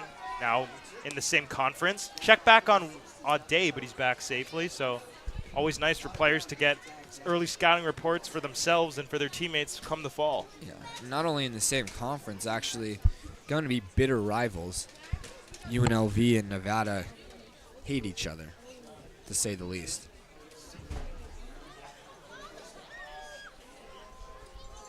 Looks like going to scratch across anything here in the seventh. Cooper just gets a piece and sends it off to the right. Some 15 kids going for that one. Yeah, so we think the scramble is bad at Sparky Anderson Field for the foul balls. Nothing like this. Yeah, it's usually 5 to 10 kids in total. Here, there's 10 to 15 kids in every section. Here's the 1-2. And Chef takes downstairs. Goff thought about back picking, but Audet not too far off anyways. He's back standing at first. Chef broke, I could probably confidently say, at least an 0 for 10 back in the second inning. And it's, you got to understand, he was really hitting the ball well towards the end of that as he slaps this one off to the right over towards the bullpen. I mean, I remember against the Orange County Riptide among that hitless streak, so it's definitely an 0 for 10 at least that it was. He had 2 lineouts to the opposite field, too, that were really hit well and nothing to show for it. He was still taking his walks as well, so you knew that he was seeing it well. It was only a matter of time for that base hit to finally fall. 2-2, popped up in foul territory. Tallerman might have room. He leans over, but the wind just keeps carrying it over to the right and foul. I don't know how Chef even got a piece of that. He almost jumped to swing at that high fastball. Emergency swing, definitely, for Coop.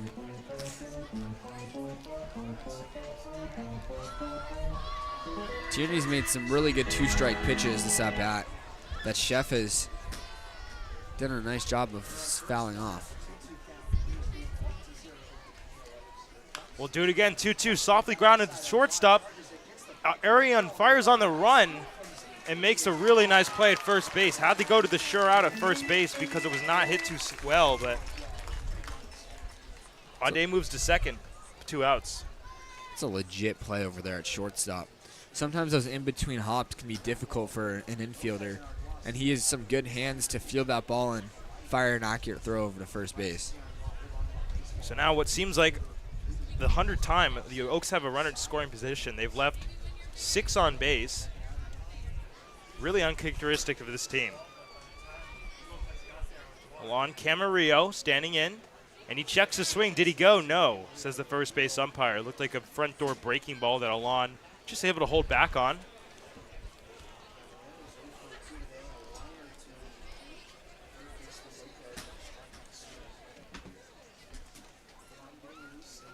(1-0).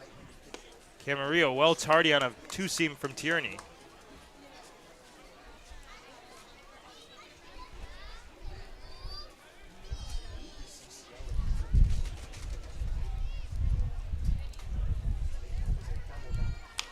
Camarillo caught. Back to Tierney, and the frustrations for the Oaks continue to boil. Another hard hit out by Alon Camarillo, and another runner stranded at second base. The Oaks down 1-0. We'll head to the bottom half of the second.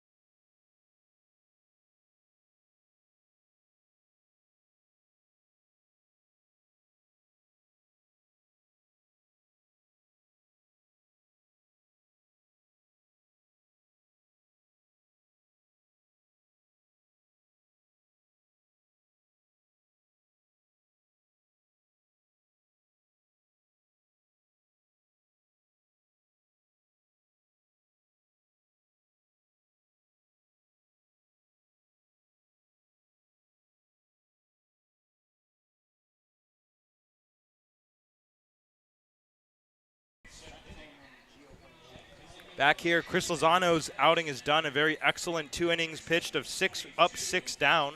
The new pitcher is Reagan Gale. Not a lot of room for error for the pitching staff. They allowed 1 earned run back in the first inning. That was Colin Clark. And since then, nothing for the Blues, and there's been nothing for the Oaks all game long. We sit here at 1-0 here in the 7th.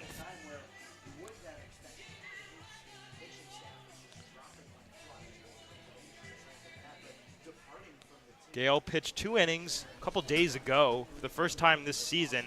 We'd have to assume it's because the starter of that game, Luke Wexler, just went 5 outs. He exited with an injury. And Gale went 2 innings, allowed 1 run. Kind of unlucky. They had some bloop hits or hits through the shift in the first inning, and the run was able to score and then pitched a nice and easy second. So, again, for Reagan, it's really just been that very first outing against the Saints on June 9th that's kind of haunted him this season. But besides that, he's been pretty stellar, getting consistent outs. 1-1 to Tallerman. That's in there for a strike, 1-2. Well, yeah, for Reagan Gale, he's allowed 6 earned runs in 9 1/3 innings, but you take away that 1 outing, it's just 2 earned in 9 innings for Gale. Gale currently in the transfer portal. He redshirted at Houston Christian his freshman campaign in 2024. So wherever he goes next year will be that red shirt freshman with 4 years of eligibility. Fastball, cutter, splitter mix. Kind of a typical reliever split, I guess, or reliever mix.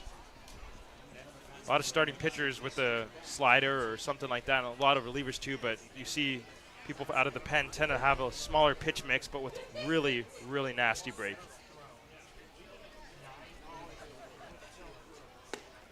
Two-two pitch, misses down and away, so the count runs full to Tallerman.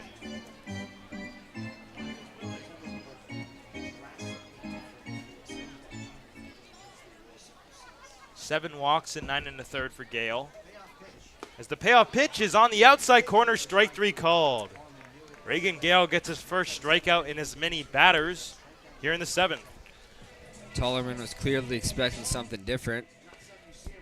Froze on that fastball, and then instead of headed for first base, thinking it was ball 4, Tallerman put his head down in shame and started to walk back to the dugout before the umpire even called strike 3.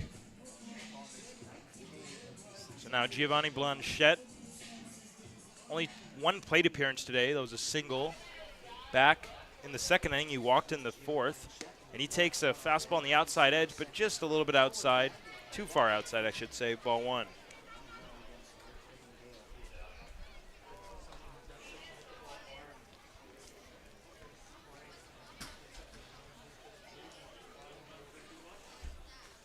When 0 pitch is grounded softly to Camarillo at short. Nice play on the run. The throw to first. Dugout by Landon West on the other edge. Good play on both ends in 2 outs and 2 batters in the inning. Man, he is just fun to watch. Alon Camarillo at shortstop. He's got really good hands and shows it off there, making the play on the run and really clean with it.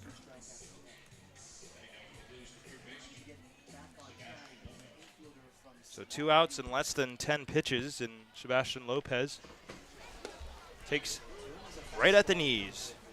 0-1.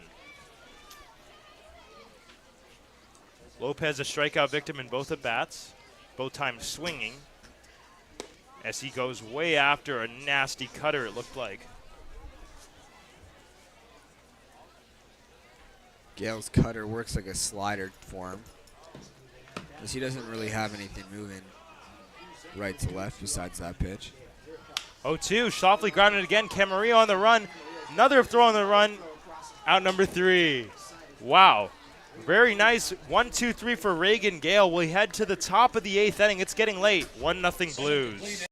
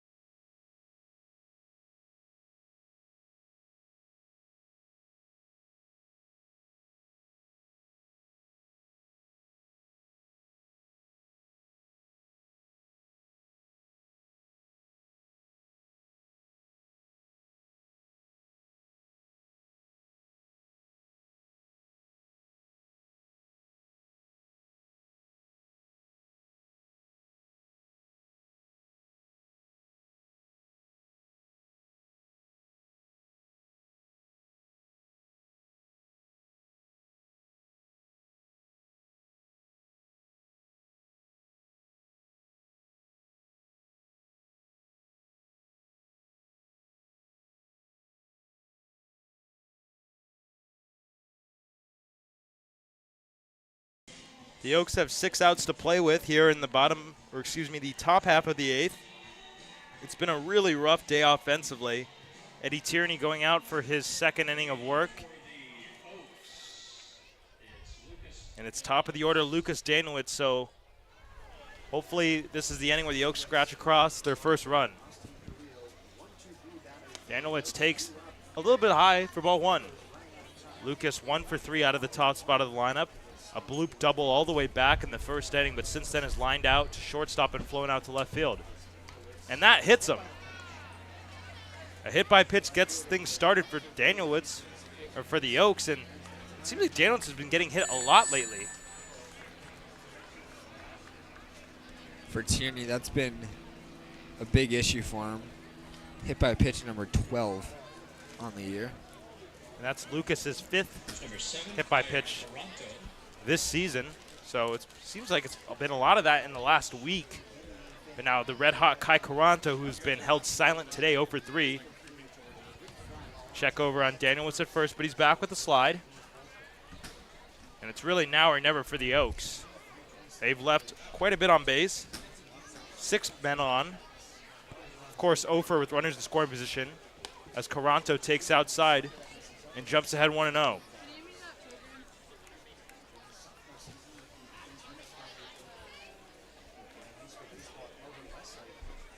Wouldn't shock me if Kai Caranto tried to lay a bunt down here. Third baseman Lopez is playing even with the cut as a 2-seam catches the corner. I gotta imagine definitely not the most comfortable at bat for right-handed hitters with how sidearm and kind of funky the delivery is from Tierney. And there's so much run on his fastball too. Throws sidearm to first base. You throw sidearm if you watch him warm up in the outfield too. I mean, you've seen a lot of him. Is that just kind of the way he's always thrown? Yeah, so I've talked to people who've played with him in high school. He was a shortstop in high school too, along with a pitcher, and he just threw from the side being a natural shortstop. And yeah, so I've heard that, yeah, he's always been throwing sidearm his whole life. Oh, his whole high school career, I should say, not his whole life.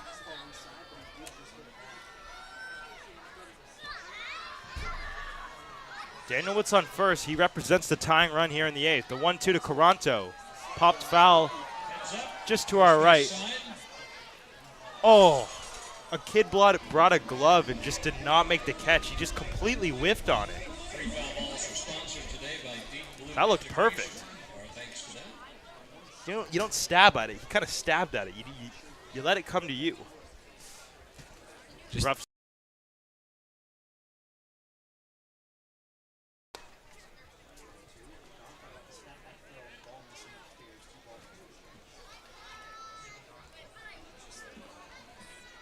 The Oaks haven't had 2 runners on base since the 2nd inning. Danilowitz at first, and another check on him. Back safely. If anyone's watching the Dodgers game or just tuned into the Dodgers game, turn it off. Come back to us. What happened? 2 batters in, and it's already 2-0 Red Sox. I'm sure our very own Connor Mullen is pleased to hear that. He's at the game. It's a big pitch right now from Tierney. Payoff. Oaks arguably their best hitter on deck today, Carrillo. Danilowitz runs on 3-2. The pitch is lined and caught. That'll be a double play. Let's give away a couple of teddy bears. We'll send 2 teddy bears to the... Well, that is incredibly unlucky for the Oaks. Really good swing by Kai, hitting a pitch that's high, maybe even out of the zone, and roping it to the shortstop side, and nothing you can do if you're Lucas, who's running on the pitch.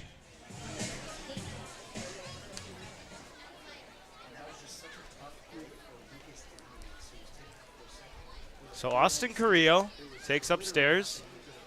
And what's even more unlucky is that, Ardon's momentum was going to second base because he was going to cover on the stolen base, and then, or actually it was the second base going to cover, but still kind of ready for double play depth, so he's already shaded more towards the bag, and that was more towards the hole. Yep. So kind of a really tough night or afternoon for the Oaks all the way around, while the as a whole, they haven't been hitting, to say the least. It's still, a lot has not gone right for them. Carrillo lines this one and caught at second base by Constantine. Leaping into the air, and Tierney ends up facing the minimum. We'll head to the bottom half of the 8th. It's 1-0 Blues.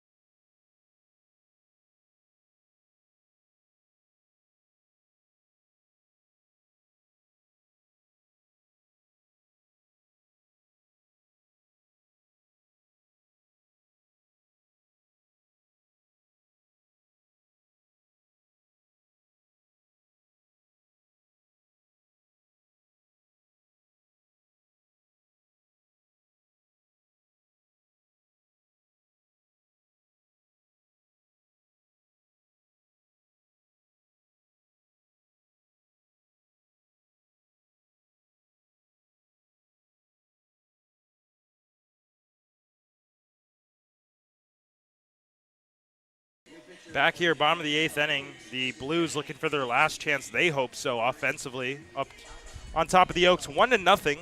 The pitcher, after Reagan Gale just went 1, is Charlie Decker. Ready to face 9-1-2 for the Blues. First pitch from Decker, softly grounded up the middle. Jordan King ranges behind the bag and fires across for out number 1 on 1 pitch. I think we might have different definitions of softly. Is that hit hard? Believe so. Back to the top of the line. Maybe I am just. Here's number 50, E.J. Roll. 87 off the bat. Okay, yeah, maybe not too soft. That's exactly, though, what you expect from Charlie Decker. Quick one pitch out. It seems like he's always pounding the strike zone. As he pounds it right there, first strike, 0-1.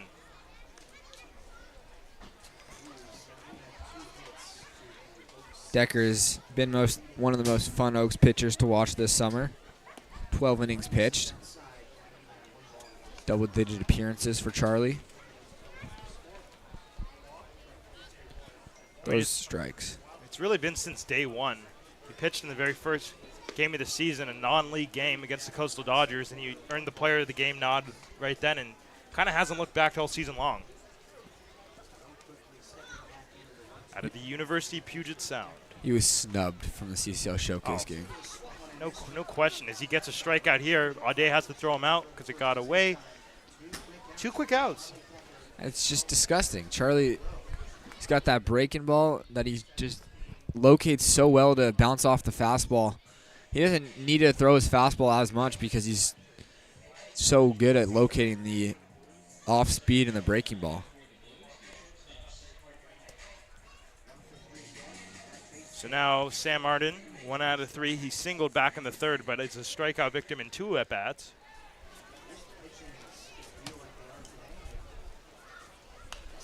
And the sad thing about this game is that this is a really well-pitched game by the Oaks, too. I mean, just a one run back in the first inning with those 2 walks, and then it's been scoreless for 7 straight frames. Because the Oaks are currently trailing, it doesn't feel like as dominant of a pitching performance as it really is. 100%, just 2 hits allowed for this Oaks staff. And it really has been dominant once again today.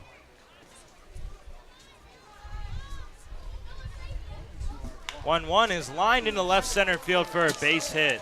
Sam Arden continues the inning, gets his second knock of the day for the 3-hitter Brandon Comerford. Yeah, that breaking ball just hung up a little bit too much. Good piece of hitting. Shake it off if you're Charlie, nothing to worry about. That breaks up a string of 13 straight retired by Oaks pitching.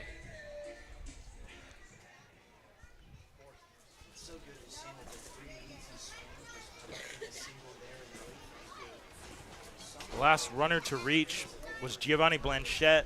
Back in the 4th, he walked. Since then, with a combination of a bunch of Oaks pitchers, Lozano, Gale, and now Decker, it was 13 in a row. This one's in the air to right field, but it's foul.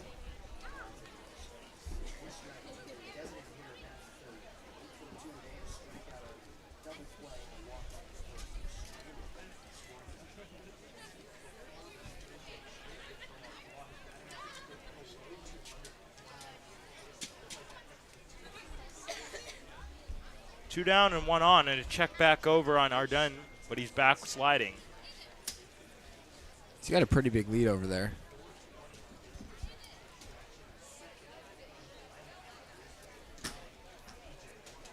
Six stolen bases. And another check on him.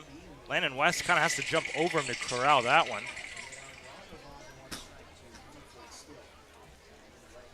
He's stolen 6 and been caught twice this summer for Arden. Still a big lead, and he runs on 0-1. The pitch is lined and caught. No, on a 1-hop to Camarillo, but he'll throw him out easily anyways. Scoreless inning from Charlie Decker. The Oaks, on their last chance today, looking to come back here in the top of the 9th inning. It's 1-0 Blues.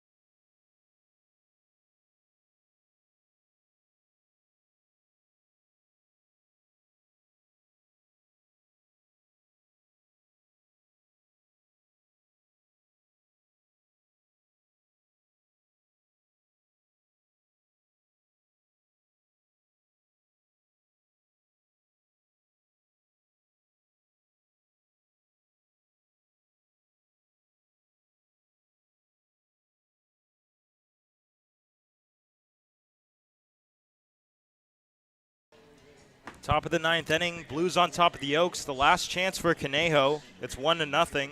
Eddie Tierney is going out for his 3rd inning of relief. The Blues want to make it just 2 pitchers today, this afternoon. The starter Howell went the first 6, and Tierney has so far gone the most recent 2.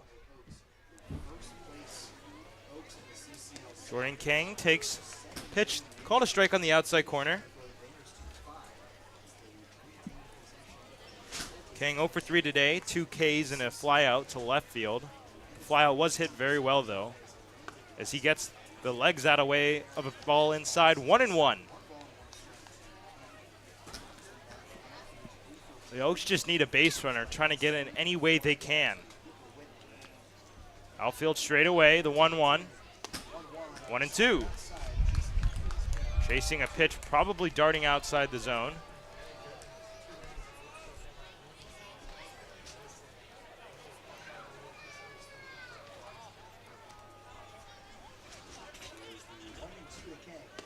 One, two, swing and a miss. Slider darting away from the zone, went back to it and gets King down the third time today with a strikeout. And this is the Eddie Tierney that the Blues are always going to be looking for. 2 scoreless already, and the command is still there, throwing strikes and getting a punch out of King. 5 strikeouts on the day, or 5 hits on the day for the Oaks.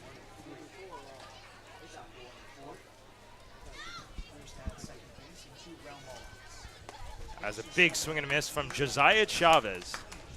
And the Oaks yesterday, 20 hits in that game against Ventura County, so kind of a different look today.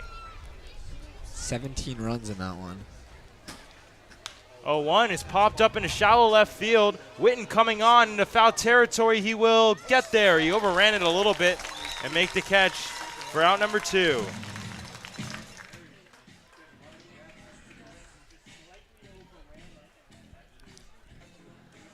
Up to Lando now to keep this game going. Need a base runner. Landon West, 1 for 3 today. Picked up a single on the bloop variety back in the 7th inning. And he takes the first pitch strike. Fastball right there. 35, Landon West.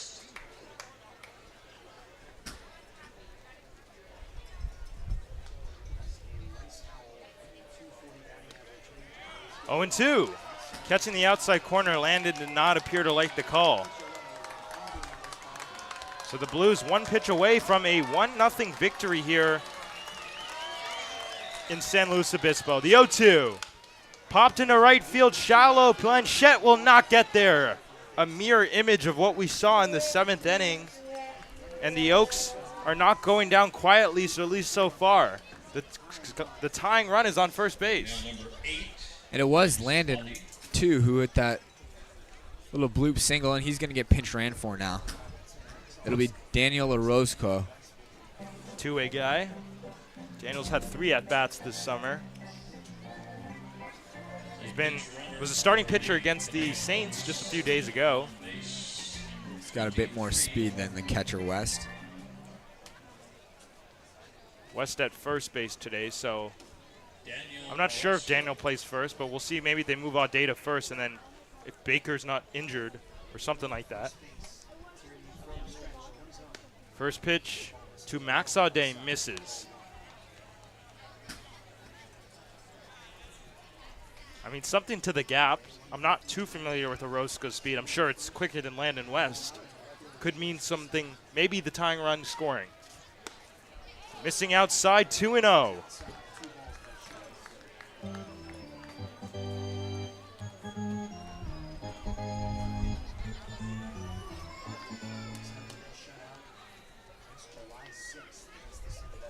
Check back on Orozco, he's backsliding. The Oaks have only been shut out 1 time this season. And their offense, a team that has really led the top of the CCL leaderboard. It's 750 OPS, and that's in their first strike, 2-2. The Oaks, as I mentioned, lead the CCL South with an OPS of 750. A team batting average at 270, 27% of the time reaching base with a knock. But down to their last few pitches here. The 2-1. Audet to left center, but it'll be foul.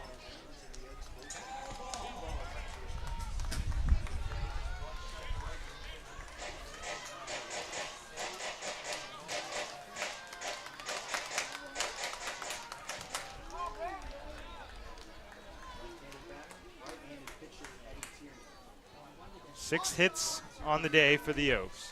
And Audet swings and misses and strikes out. The Oaks lose this one 1-0 here in San Luis Obispo. Well, it was a pitcher's duel from the very get-go. Colin Clark will end up being the losing pitcher despite going 4 innings of 1 earned run baseball and 6 strikeouts. But after an offensive explosion yesterday, the Oaks offense appeared to have saved it all for that game. 17 runs yesterday, 0 today, and Conejo falls. They lose their 7-game winning streak. They're off tomorrow and then back in action on Tuesday. So the Oaks will definitely be able to enjoy a nice, well-deserved off day, as the schedule is always that on a Monday. But a disappointing one here in San Luis Obispo. 1-0 the final score. The Blues take it. For everybody on behalf of the Conejo Oaks broadcast team, Josh Mechanic, I've been Max Schwartz saying thank you guys for listening, and we'll talk to you on Tuesday.